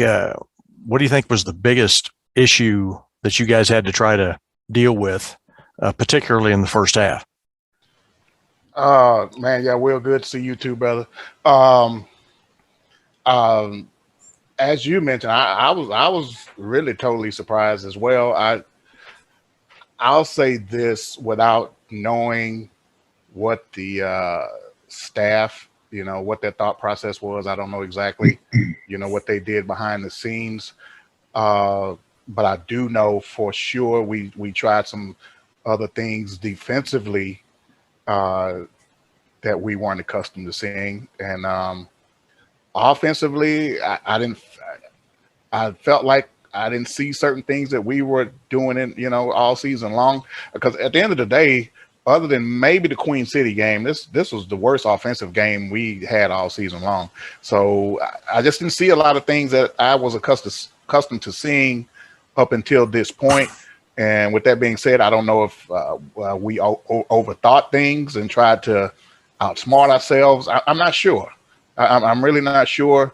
And as far as my numbers thing, at that point it really didn't matter because and Cam can vouch for this. I actually said this behind the scenes with him watching the game. I was like, man, 44-0. I said, really and truly, whatever points we get ready to get, we don't deserve not one of them because we didn't. We basically got our asses kicked for 3 quarters and a half, and we didn't deserve not one of those 28 points because we were outplayed. But you guys deserve all the credit, and there's really nothing else to say about it, really. I mean, one thing I didn't like, I've been in the playoff three seasons in a row, and I know what it feels like, the abrupt end to a season. It's a different feeling. It truly is. But what I hated, because somebody has to win, somebody has to lose. I understand that part, but what I hated it for the new guys, because that game was not in doubt after the first really 5 minutes. I mean, we were down 17-0 before you knew it, and then it was almost like at halftime we're down 31-0. It was over. It was almost like we never even had a playoff game. We had nothing to even hope for, root for. So I kind of hated it for the guys that have never experienced the playoffs, because they really didn't experience that tight game, that intense playoff moment, that win or go home type moment. It was like over before it got started, and that's really I hated it for them guys that had never been there before more than anything. To be honest with you. Gotcha. Well, this was my first playoff game, so I was obviously on the flip side of that emotional card there that you're talking about. My first playoff game, my first playoff win. It was really fun to be a part of, and my player had a pretty good game. So I was pretty happy all the way around. Yeah, I got tired of hearing your name, Will. Yeah. You and man, I mean, James Hands. Whose name wasn't getting called? I mean, it was Punk, and then it was James, and it was Donnie, and then it was DJ, and then I'm like, man, I mean, I think our equipment manager came out too and caught a pass. I think did Roscoe Justice catch a pass too? I'm like, man, these guys are coming out of the woodworks on us, man. But yeah,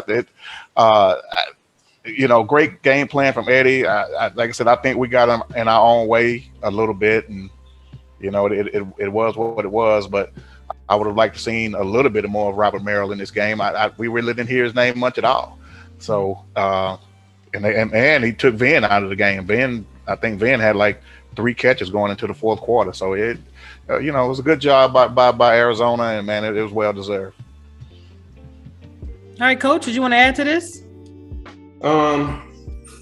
So as Chad mentioned before, in terms of all-pro football, he didn't mention to this degree, but I think a big chunk of it is coaching, but another big portion of it also is talent. And it got dark in here real quick. But Chad, as the game unfolded, I noticed they did some things defensively that they hadn't done all season in terms of their base defense. And I don't want to get too much away, but coaches know what happened. And I kind of I gave him some advice after the game, and pretty much told him, it's don't try something if you haven't tried it all year, so to speak. And unless you see so much evidence on film that you're pretty confident it's going to work, don't roll out with it unless it's something you might have done in the regular season. Go with the horses that got you there. I don't think ultimately that would have won the game or anything like that, but it was just something I noticed. Early in the first quarter, I'm like, oh, okay, they're doing this, all right. But they did have a couple of wrinkles on offense that they did in preparation for us doing some things that I want to commend them on. And I'm like, oh, okay, yeah. But, I learned this the hard way, because prior to this season, I've always just coached off what I see on the field. But I never took time to account for what could happen. Damn, I gotta take that out the playbook. But sorry. But I'm like, so I try to, account for things that I'm going to see also or anticipate seeing. And so when I saw, I'm like, oh, okay, that's cool, but it's working for him. But I don't think in the long run it's going to sustain him. But, our defense, we got I forget which one of you guys said it earlier, but we got a lot of veteran players. And our newer guys are starting to get to that point where I can do more things I couldn't do when I first got them. So I'm trying to win now while I have them, because you just never know when you might lose some of them. I'm going to lose one of them this season. There, I'm sad just thinking about it.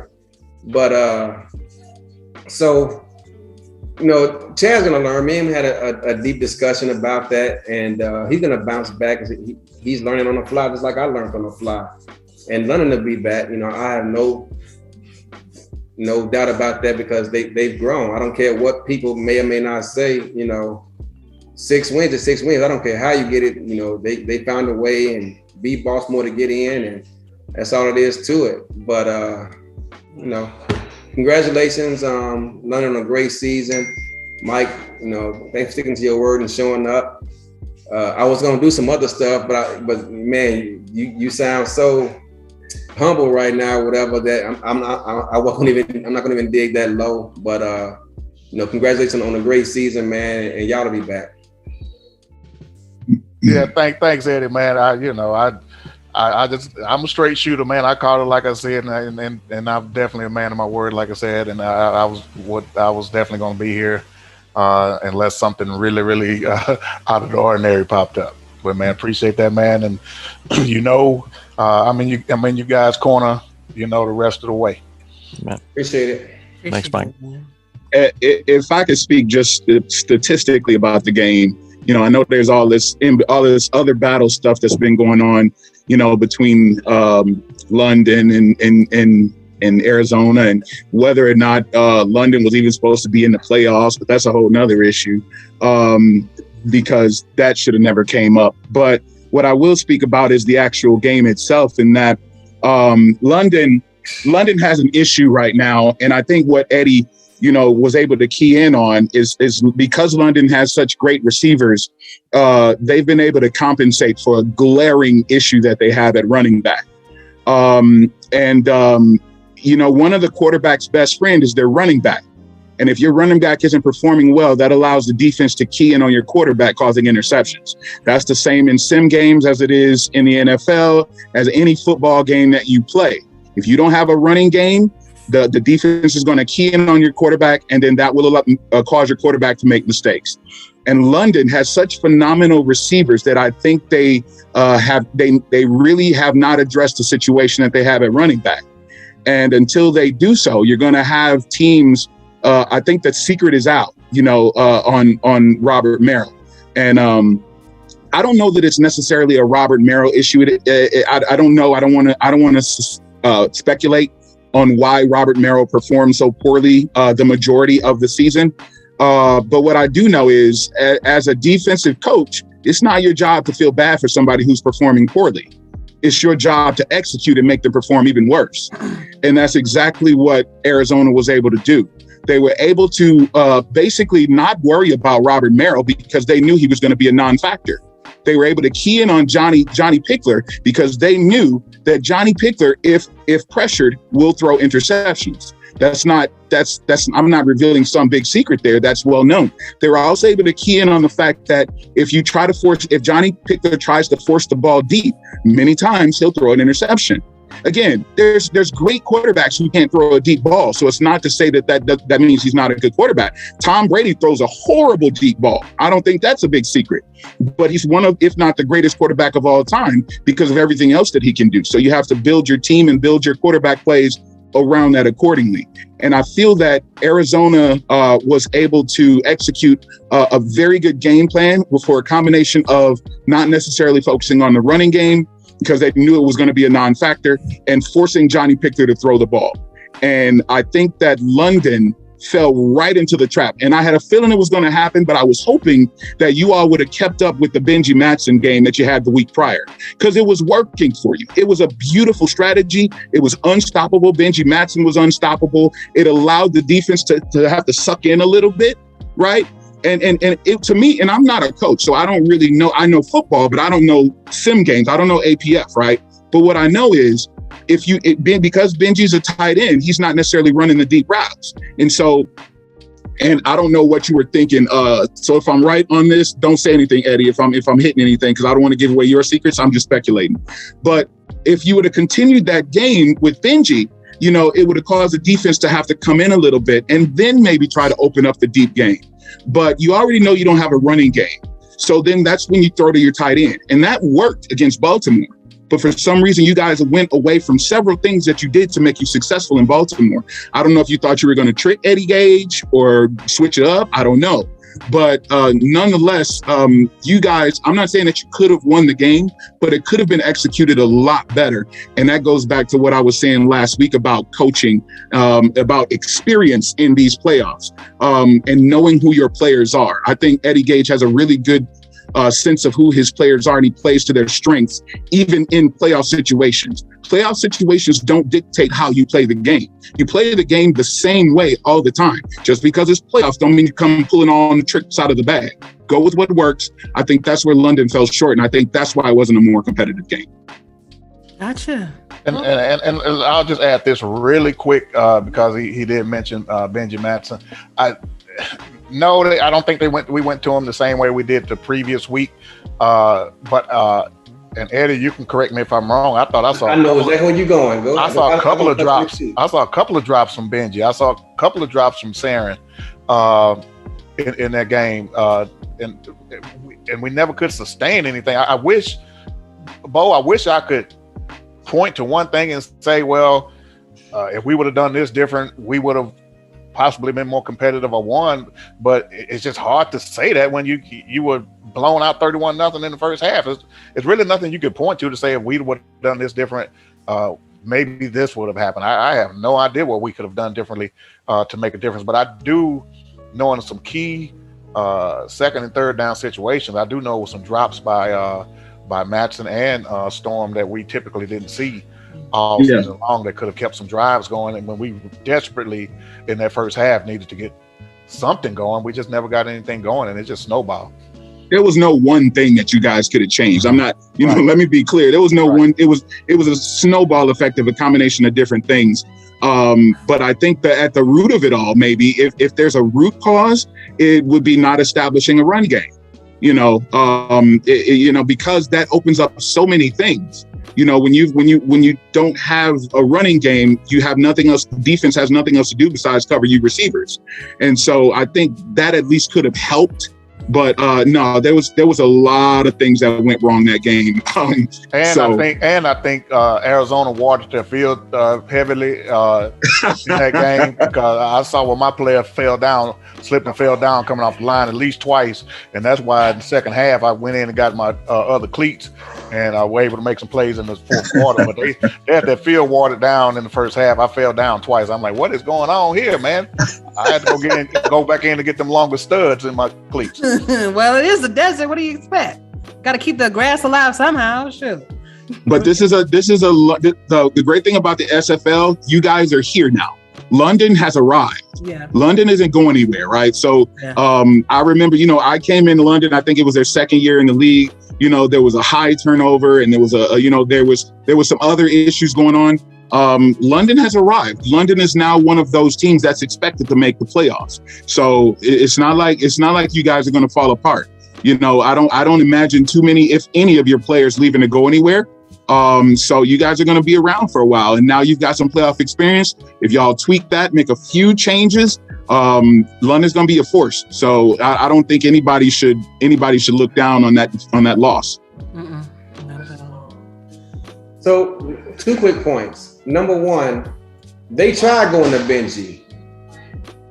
They gave Ashley the player of the game, and I know the stats may not reflect it, but on defense, Joey Tropicana was our defensive player of the game, because there were a number of times we lined him up in man-to-man defense, and he batted the ball down.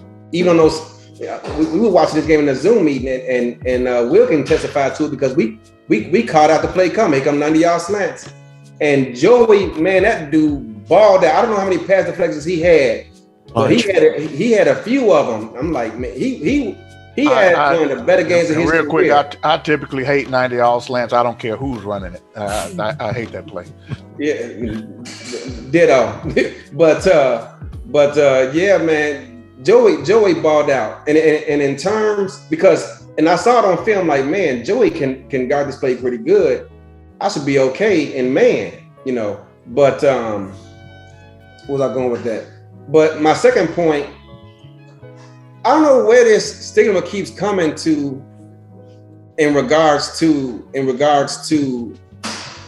Robert Mera, because no one knows how he can play because we don't see enough of him, you know. And people keep saying, man, y'all need a better running back, or he needs to develop and all this and that. No, man, put him on the field and see what he can do, and then, you know, I agree with that. Yeah, and that's why I'm careful. I'm not saying that it's Robert Merrill. I think a lot of it has to do with how he's used. So I wouldn't say it's time to get a new running back. It's time to figure out how to use a running back, perhaps, or at least how to figure out how to use the running back that you have, because every running back has a skill set. In my opinion, they haven't figured out what his skill set. They know he's great out of the backfield as far as pass catching, but how can you utilize him as a running back? And I don't think they've figured that out yet. I'm gonna interject 1 second. Will, I know you gotta go. Do me a favor and write your picks for the quarterfinals in the chat, and I'll read them off when we go there. Okay? Got you. Thanks, Will. Thanks, Will. Good seeing everybody. Love you, Will. All right, Will. But yeah, so it's everybody made some great points about the games and about, I mean, just everything in its entirety. So these quarterfinal games are going to be a lot closer. Like we're going to be doing pickems, but it's really hard to kind of pick between these teams because you can give a good reason why each team could win. But we're gonna try our best to do so anyway. I'm kind of waiting for Will to kind of give me his picks, but we're gonna go ahead and slide over to SFL chat around the water cooler, where we will be having our quarterfinal pick'ems. Now, at 1:00 on October the 23rd, Saturday, 1:30 p.m. Eastern on Next Level Sports, the Arizona Scorpions will be taking the number 7 seed. Arizona Scorpions will be taking on the number 3 seed, Atlanta Swarm, at the Hive. So this is going to be an away game for Arizona. We know how competitive Atlanta is. They always have been, with Jamal Wooding over there, with especially BDG Hollywood. It's going to be a tall task to accomplish, especially on a road win. But I'm going to roll with Arizona to win this game, and I think it's going to be a lot closer than people think. I'm going to go the Cam Irvine route on this game in particular, and I'll tell you why. Because we're going to be interviewing both coaches tomorrow, and it's going to be tough enough to pick this game as is. But I'll just give you the reasons why each team could possibly win this game, and basically Arizona just have to do more of what they've already done, and you know, shutting down that Atlanta offense. They have a ton of weapons on the offense as well, with Boo Chisholm and Siege Falco and. Man, are you getting night sweats yet, Eddie? With me naming all these guys, BDG Hollywood. Because one thing you're definitely going to have to account for this week that maybe you know, as Bo mentioned, you didn't have to account for as much or at all with London. You're definitely going to account for BDG Hollywood out of the backfield as well as running the ball. So if you can shut some of those weapons down, that, you know, in Arizona, not turn the ball over, of course, and keep the balance of offensive attack that you guys typically have. That'll be a key for you winning, and a key for Atlanta is going to be, getting all of their weapons involved, taking advantage of some key situations in the game. BDG getting over 100 yards rushing in this game, I think, is going to be key for them to control the clock, keep Bryant Dynasty out of any type of third and long passing situations. The defense is solid enough. I think if they can do that, that's been a key to them winning the past couple of weeks, and I think that will be a key to Atlanta winning the game. Okay. Colin? I think I'm gonna go with Arizona and BDG. Yeah, I think that's what we'll do. You mean Atlanta and BDG Hollywood? That's what I'm gonna say. Okay. I was like, Eddie, did we do something that you didn't tell me about, brother? No, that's what I meant. Yeah. No, you good. I think Atlanta advanced this weekend. Okay, gotcha. What about you, Bo? Oh gosh, I wish I could say pick 'em. This game is going to be a tremendous game. And just like last week I was talking about experience and how much of a factor that it is in the playoffs. Well, guess what? Atlanta's got it. Atlanta's got experience, and so it's going to be a tough game for both teams. I would very seriously consider this game either being decided by 3 points or less, or maybe even going into overtime. All that being said, it's tough to win away from home, but I think Arizona pulls it out. Okay, gotcha. And Will said that he's taking Arizona, of course. It's tough playing, my friend. Me and Mark talk every day, 2-3 times a day. And we were both rooting, watching the games, hoping that we weren't matched up against each other. And once it became official, we was like, oh, dang. I mean, it's tough playing, my friend, man. Hung out. I've been over his house a few times. Every time I go there, he always takes me out for dinner. And even though my job pays for my meals on the road, he refuses to let me pay. And it just sucks. I gotta play him. I think it's like the 3rd or 4th time I've played him since I got Arizona.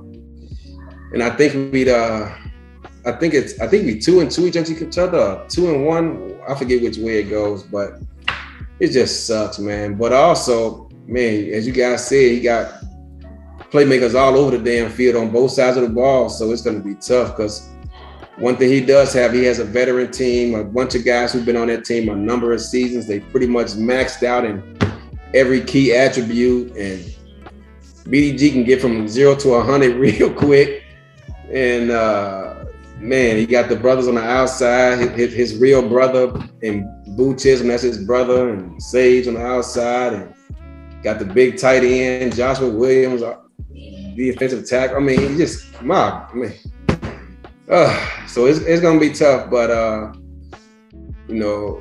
believe in me and what I can do. And I ran my first sim. I'm like, oh my God, we got blown out the water. I'm like, oh man, it's gonna be tough.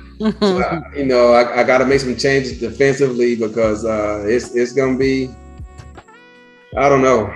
It's gonna be a war, man. And unfortunately, one of us has to lose. And we already told each other, look, no matter what happens, man, salute. And may the best team win. But we gonna put up a fight. So absolutely.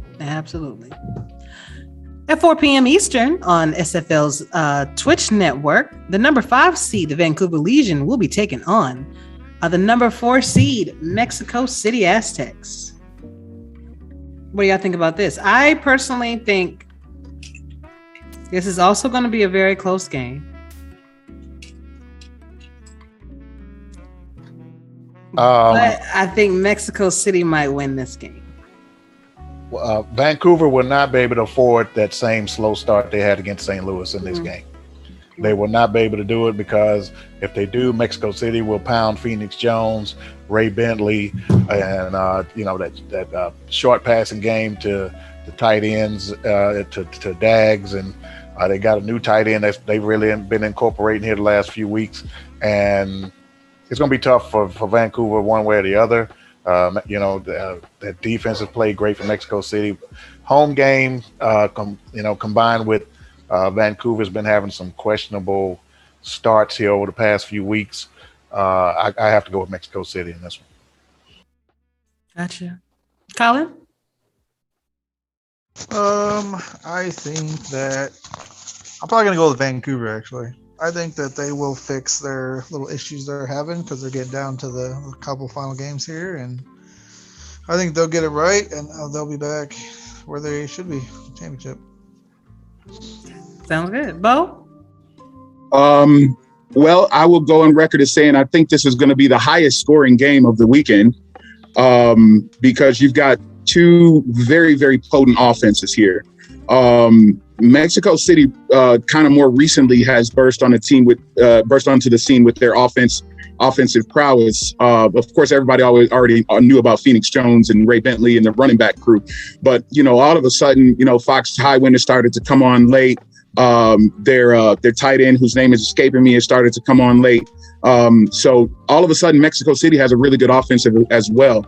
And kind of go along with what Mike said, they can't afford to get off to that slow start, because if they do, next thing you know, they'll be looking up at a 21-0 deficit. I think that it's going to come down to Mexico City's defense and how well they get to Tom Pepper.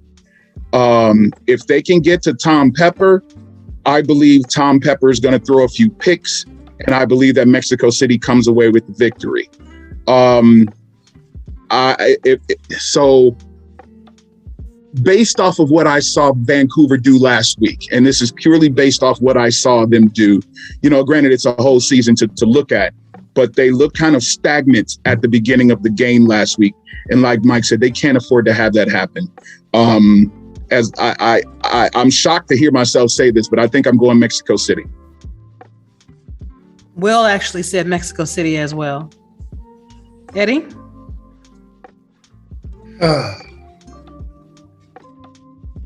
Mexico City has the best front seven that I've played all season. I mean, oh my God. I mean, when we first started running sims, I said, man, I'm gonna have to really coach this week. Because some teams you have to coach against, you got to put more time in than others. But Mexico City's front seven is one of the best in the SFL. And I told them that too. But, and to complement that, their free safety, Jeffrey Daggs, who was robbed of the Pro Bowl, of the Hall of Fame, by the way, he doesn't drop a pass his way. If there's a pass that comes his way, I promise you, he's not dropping it. But, Mexico City has that methodical offense. Next thing you know, your defense been on the field all day. Mm-hmm. Your quarterback on the sideline dozing off. So Vancouver can get off to a slower start, but not as slow as last week, because Mexico City is a different animal. But it's going to be tough. If you think about it, this is the rematch from the Cade Stevens, was he in or was he not out of bounds game. Okay. So I'm going to pick Mexico City, but it's not going to be an easy game for them. It's going to be close. I agree. So on Sunday, October 24th, at 1 p.m. Eastern on For the Fans Twitch network, the number 8 seed Charleston Predators will be taking on the number 2 seed, the Florida Storm. Looks like they're going to be in Florida too. So that said, as great as Keith Swearingen has been and Buchanan Simmons and the getting those plays done, I think Florida, as Bo likes to say, the experience, I think, was definitely going to win out in this game. And they have a brand new coaching staff as well. So perhaps they might look up, but I'm thinking that Florida definitely take this win. Yeah, I kind of feel the same way. So first of all, kudos to Charleston for making it as far as they have. Mm-hmm. And there's, I don't want to disrespect them by saying that I think they're going to lose this weekend, because they have a shot. I'm not saying that they're going to get blew out. However, you're going into a very volatile home territory. You're going in, this is the number 2 seeded team in these playoffs. So it's not like you're playing a slouch here. So I imagine it's going to be a fairly competitive game. It'll probably be fairly competitive for the first half. I expect Florida to really start to pull away in the second half. So taking nothing away from Charleston, I'm giving you guys a shooter shot here, but I don't anticipate it to be less than a 7-point loss for them. So I got Florida in this one. Gotcha. Yeah. These two teams actually met a few weeks ago. It was a big game in the Atlantic Division a few weeks ago. Charleston, they were trying to establish themselves as a legitimate championship contender and division championship contender in that game. And Florida pretty much flexed their muscles on them and handled them pretty good, 40-24. But in that game, Keith Swearingen did have 172 yards. Some of it was late, if I remember correctly, but hey, 172 is 172. But the thing is, what makes Florida so difficult, you just don't know what to cover with these guys. I mean, Charlie Bilecki is a legitimate MVP candidate. Period. End of story. I mean, you could name off all these backs. I mean, and there's been some great backs and great performances this season, whether it's Phoenix Jones or Ezekiel Love or even Phoenix Jones. Jet Zero. I mean, had some great performances this season, but Charlie Bilecki has kind of flown under the radar. But man, he's had a solid season. He had over 140 yards in the first meeting with these guys. He's great out of the backfield. And then when he's not doing that, Ron Cochran is completing almost 90% of his passes more often than not. So, and then you go over to that great defense that could shut you down at any given moment. So they're 8 wins in a row. They're one of the most complete teams in the league right now. And you talk about experience and being together and playing together. Most of those guys have been together for a long time, including some of those Storm championships. I just think being at home, and obviously a great coach and Mighty, like I said, take nothing away from Charleston, but I just think Florida is gonna, take this one. Gotcha. Colin, what you think? Yeah, I kind of agree with you all. I think in the playoffs, I don't think I'd ever really vote against Florida, to be honest. Because they're just so, they just have the experience. They've been there so many damn times, 3 in a row and everything. It's crazy how much they've accomplished in the playoffs alone. Yeah, I don't know. I think they just they know what it takes, and they always get the right game plan, and they get it done, and always end up with a victory. Gotcha. And Will said that he is going for Florida as well. And then Eddie. Florida, Mighty, I don't care how much film you watch on Mighty. You better watch a ton of it, because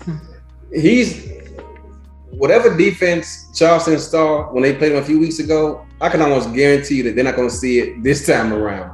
I don't care how dominant Florida was. Yeah, they had 100-some yards rushing, but that's because everybody knows who coaches against them.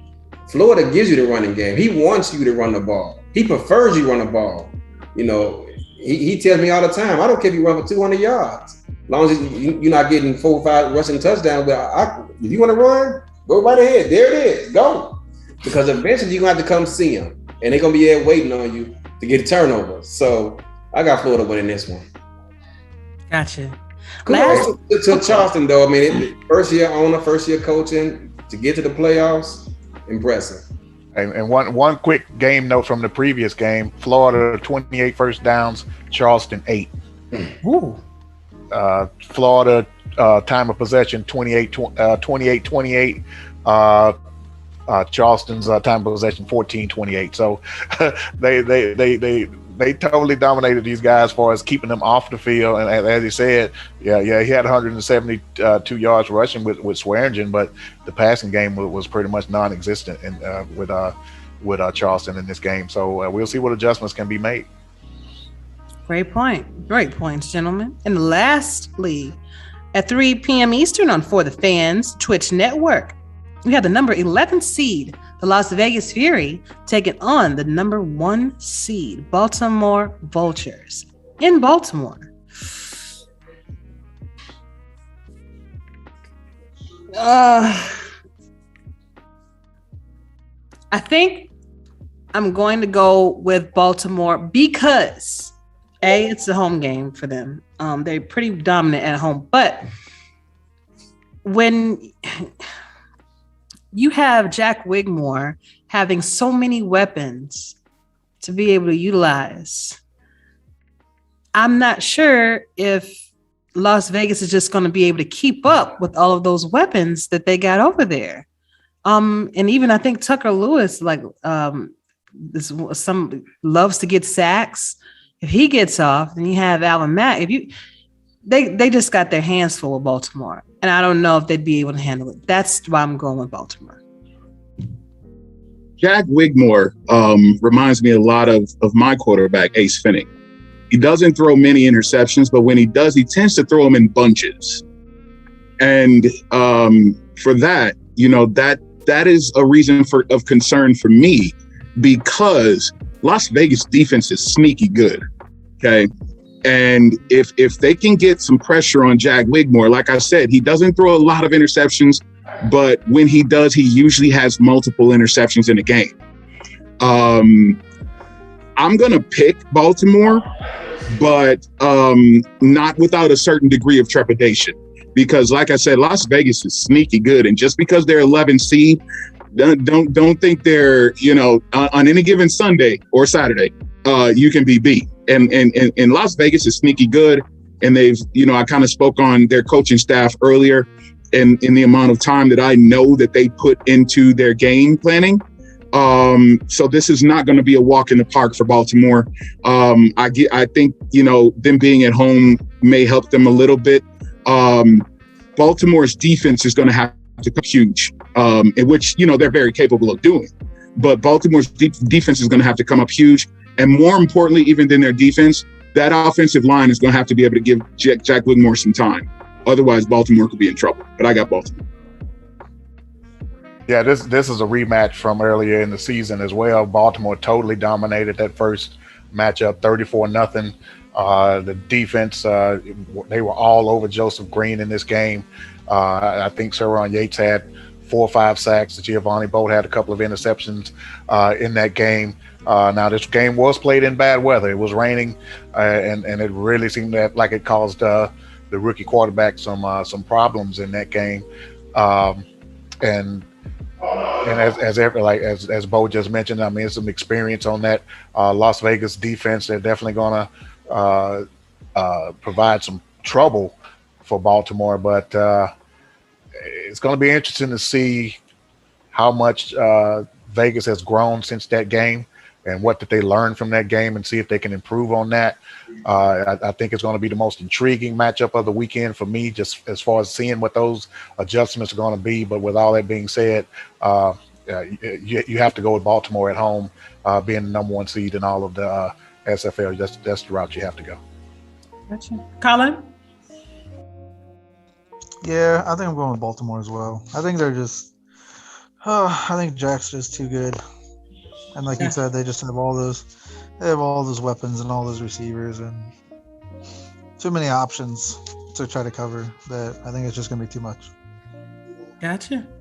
And of course, Will is going for Baltimore. And then what you got, Eddie? The success that Vegas had against Queen City, you just hope that John Vaughn and company don't fall in love with it, because the reason they had that success is because he had all day to throw. He won't have that kind of time against Baltimore. I got Baltimore winning this one. Gotcha. Yeah. Baltimore's defense, and I think they will. That's my biggest reason for picking Baltimore, is that I believe their defense is going to come up huge and they're going to put a lot of pressure. So yeah, I agree with Eddie there.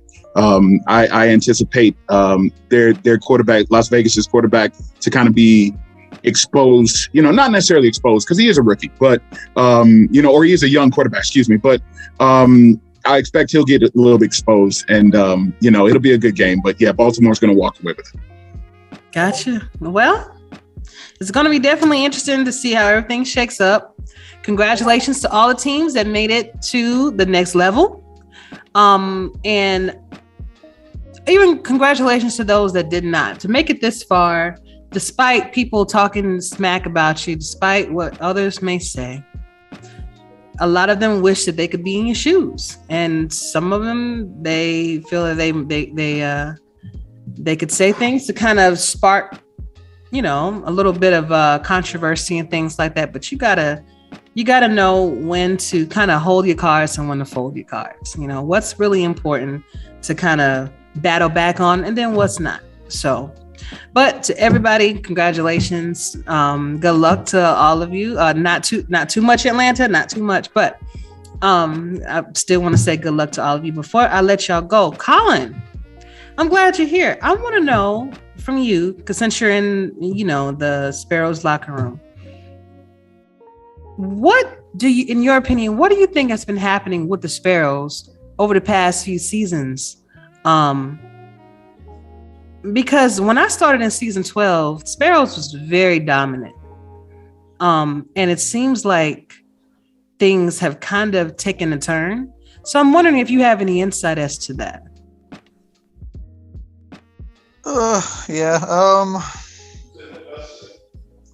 It is difficult. I know that I think we had pretty much a set game plan, pretty much like all the time. And everybody knows that it's through me basically. And we run the ball a lot. And then we got Jalen, and Jalen helped us out tremendously. As far as our run game and getting different looks and all that stuff, and got us to the championship back to back. And then he left, and I don't know. I think we just tried doing different things, and we had other people come in and go, and it's just been, I don't know. It's hard to say honestly, because it's not like people come to Sioux Falls and they tend to stay there for ever. Nobody really leaves when they come here. So I don't even, it's hard to explain. We were on top, playoffs every year, except one that I've been there until the last couple. And then, all of a sudden now we're just at the bottom of the league, and it's been tough. Just to, see what's just to watch and see what's going on. And it's I don't know. I think even this season, it's not like we've been blown out in every game. It's just games are most of the games are pretty close. It's just we're just one play or one possession, and that's how we've been losing all our games. So I don't know. Do you think? And I'm sure you can't really know, or you may not be able to really speak on it too much, and it's okay if you can't. But do you think that because of the way that your seasons, that Sioux Falls seasons has been going, do you think that you will still be able to retain the same team? Because like you said, everybody that's in Sioux Falls are kind of dedicated. They stay, kind of like the Baltimore's league. You don't usually have too many openings in Baltimore. Do you think the likelihood of the whole team staying together will continue through season 18, or do you think there are going to be some changes? I know of a couple people so far that have said they're leaving. So, I guess you could already say that no, it won't be the same team as what you've seen this year. There's a couple of people on the fence about, whether or not they're going to stay and whether they want to try their luck somewhere else. It's understandable, I guess, because at the end of the day, we're all, we pay to play this game, and it's not, it's not like it's not like $2. It's not cheap or nothing. So, we're paying for success. And when you're not seeing it, like a season after season, you tend to look in other directions and see if you can get like a better deal somewhere else. So right. And that's why we have 1 season contracts, just in case you do want to explore other options. I think that any leadership, any front office, even though it could kind of hurt to lose, especially vital pieces. Like, to be honest, if they lost you, you're like the whole team was built around you, Colin. So they'd have to find somebody else that would be comparable to what you were doing. And I did notice that difference when Jalen left, because you did have you did have options, and he was a great blocker for you. You were getting some good yards, and then when you left and things changed. I will say the grass ain't always greener. If you think you're going somewhere else and you think you might just be chasing the ring, you might not get that. But again, you made a great point that you're paying your money and you want to be able to see success.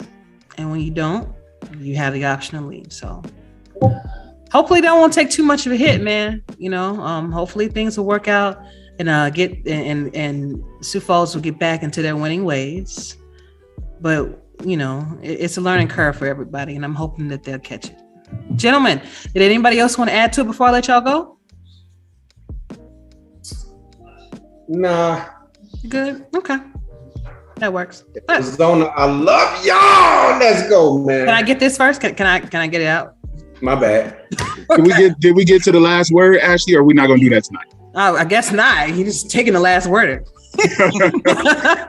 But no, for real, seriously. Thank you for all of y'all coming on the show, hanging out with me. I really appreciate it. Mike, a special thanks to you for keeping your word, despite, London's calling. Hey, November 29th, get that contract ready. I'm going to sign it as soon as y'all put it on the table, baby. We'll be back next season. All right, then. We're looking forward to seeing you. But I'm going to give everybody here the last word. So that could be a song, or a simple shout out. That was mine. No, you need to wait until I say it. Okay. Now, I'm going to give everybody the last word. So that could be a song or a poem or just a simple shout out. Right now, Colin, the floor is yours. Oh, you want me to go first? Yeah. Oh, man, I was going to drop the mic. Okay. Can I go last? You want to go last? Sure. Let's let Mike St. Green go first. I'm sure he got a song. Yeah. See, yeah. Let me tell you, rookies, something that's trying to call me out in general chat. Is MSG going to show up? Is he going to show up? You're still a rookie. You're not in MSG's league, rookies. Stay in your place. Try to get drafted. You was doing good, Mike. You was doing so good. Don't ever call it. No, I just thought about those rookies calling me. I want to know if I'm going to show up. MSG's going to man of his word, baby. I'll be here. But no, hey, love SFL. Love y'all, man. Have a great one. Good to be here all the time. Hey, whenever you need me, I'll be here. I appreciate it, Mike. And Bo. I just want to give a shout out to all the losers of last weekend's games. Because everybody that sounded harsh. I know, right? I said the losers of the games. I didn't say losers. Like, there's a difference. Okay, the people who lost. How about that? There you go. It's the same thing, but okay. I want to give a shout out to all the teams that lost last weekend's games because, speaking from a team that didn't make the playoffs, that's an accomplishment to get there. And I know people say, well, it doesn't matter, you lost, blah, blah, blah. No, there's a certain degree of respect that is earned with getting to the playoffs. And, I got it, for example, and I'll try to keep the story short, but I got a friend of mine who played in the NFL for 3 years, and people want to say, oh, well, make it, he only played, he was only there 3 years, never made an all-star. You played at the highest level of football, right? So that says something. Maybe you didn't play there and have a 15, 20-year career, but you made it there. That in itself is an accomplishment. So for those teams that made it to the playoffs and lost last weekend, regardless of whether you lost by 3 points or whether the score was 44-0 before they let the backups come in. You all have something to hang your hats on, something to be proud of. And, it's a building block. Unfortunately for all the teams that lost, just know that there's going to be one less spot next season, because LSG will be in that spot. So you have to work a little bit harder to claim your spot. But shout out to all the teams that lost. Keep your heads up and just know that, that one loss does not make you any worse than anyone else. Also, shout out to LSG, the best team in the SFL. I love y'all. With the most dedicated players, the best locker room, win or lose, we've got the best team in the SFL, and you can't tell me any different. LSG for life. Okay. Second best. All right, go ahead, Eddie. Thank you, Ashley, for once again allowing us to come on and use your platform to speak our truths and have a voice in this league. Without people like yourself, we often don't get heard. So appreciate you for that.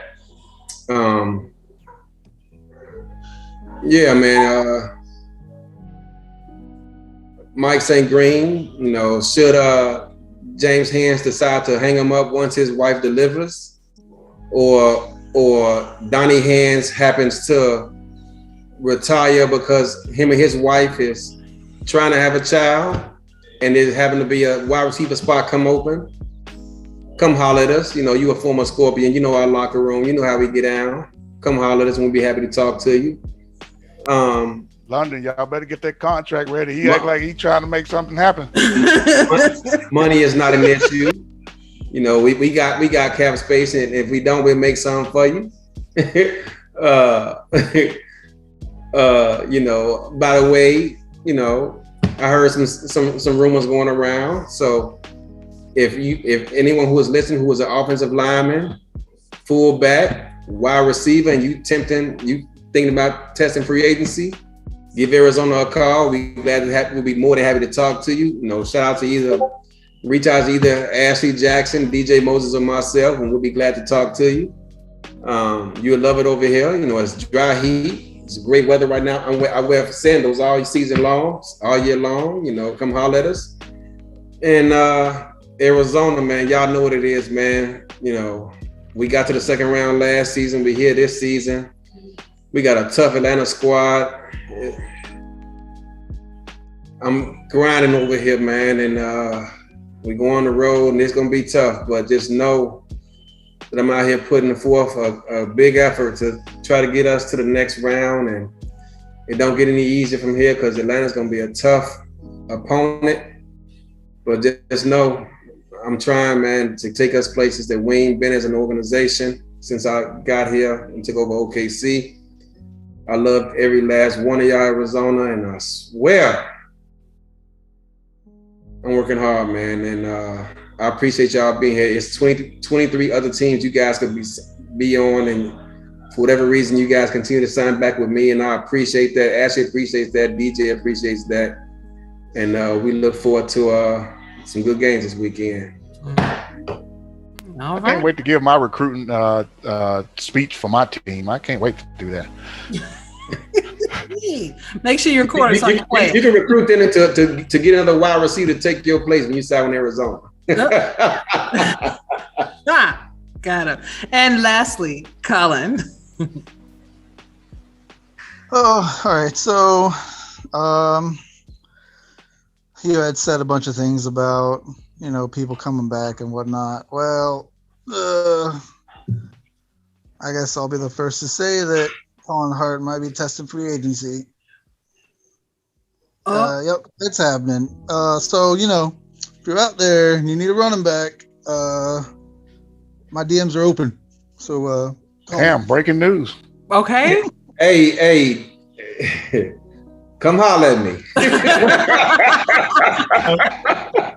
This ain't even got to come out. Y'all ain't even got to go hit him up. Don't even she's gonna edit that part out. And next, Colin gonna be on Arizona. Oh, hey, but yeah, Colin, you definitely dropped the mic on that one, bro. I mean, hey, like I said, You're paying your money.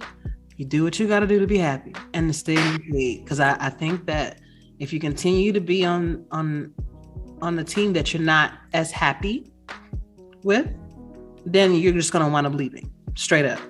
And I don't think anybody wants that. Definitely. So wish you the best of luck whenever you come to Arizona, or wherever you decide that you wind up. All right. All right. Louisiana does not love you as much as Arizona does. We'll see what happens. But gentlemen, enjoy the ride. Enjoy the free agent ride, Colin. I did, man. Enjoy every minute of it. It's gonna be fun. It's a great experience, man. Enjoy the ride. I was only a free agent for like maybe 2 hours, so enjoy it. 30 minutes. But listen, this was fun, guys. I can't wait to have y'all back on. If you have time to be on the show next week, I'm looking forward to seeing who was right about these quarterfinal picks and everything like that. But I am looking forward to bringing you all another great podcast next week. But until then, y'all, stay safe, treat each other well. For Eddie Gage, for Bo Martin Jr., for Colin Hart, for Will Todd, for Michael St. Green, and for King Rashid. Striker out.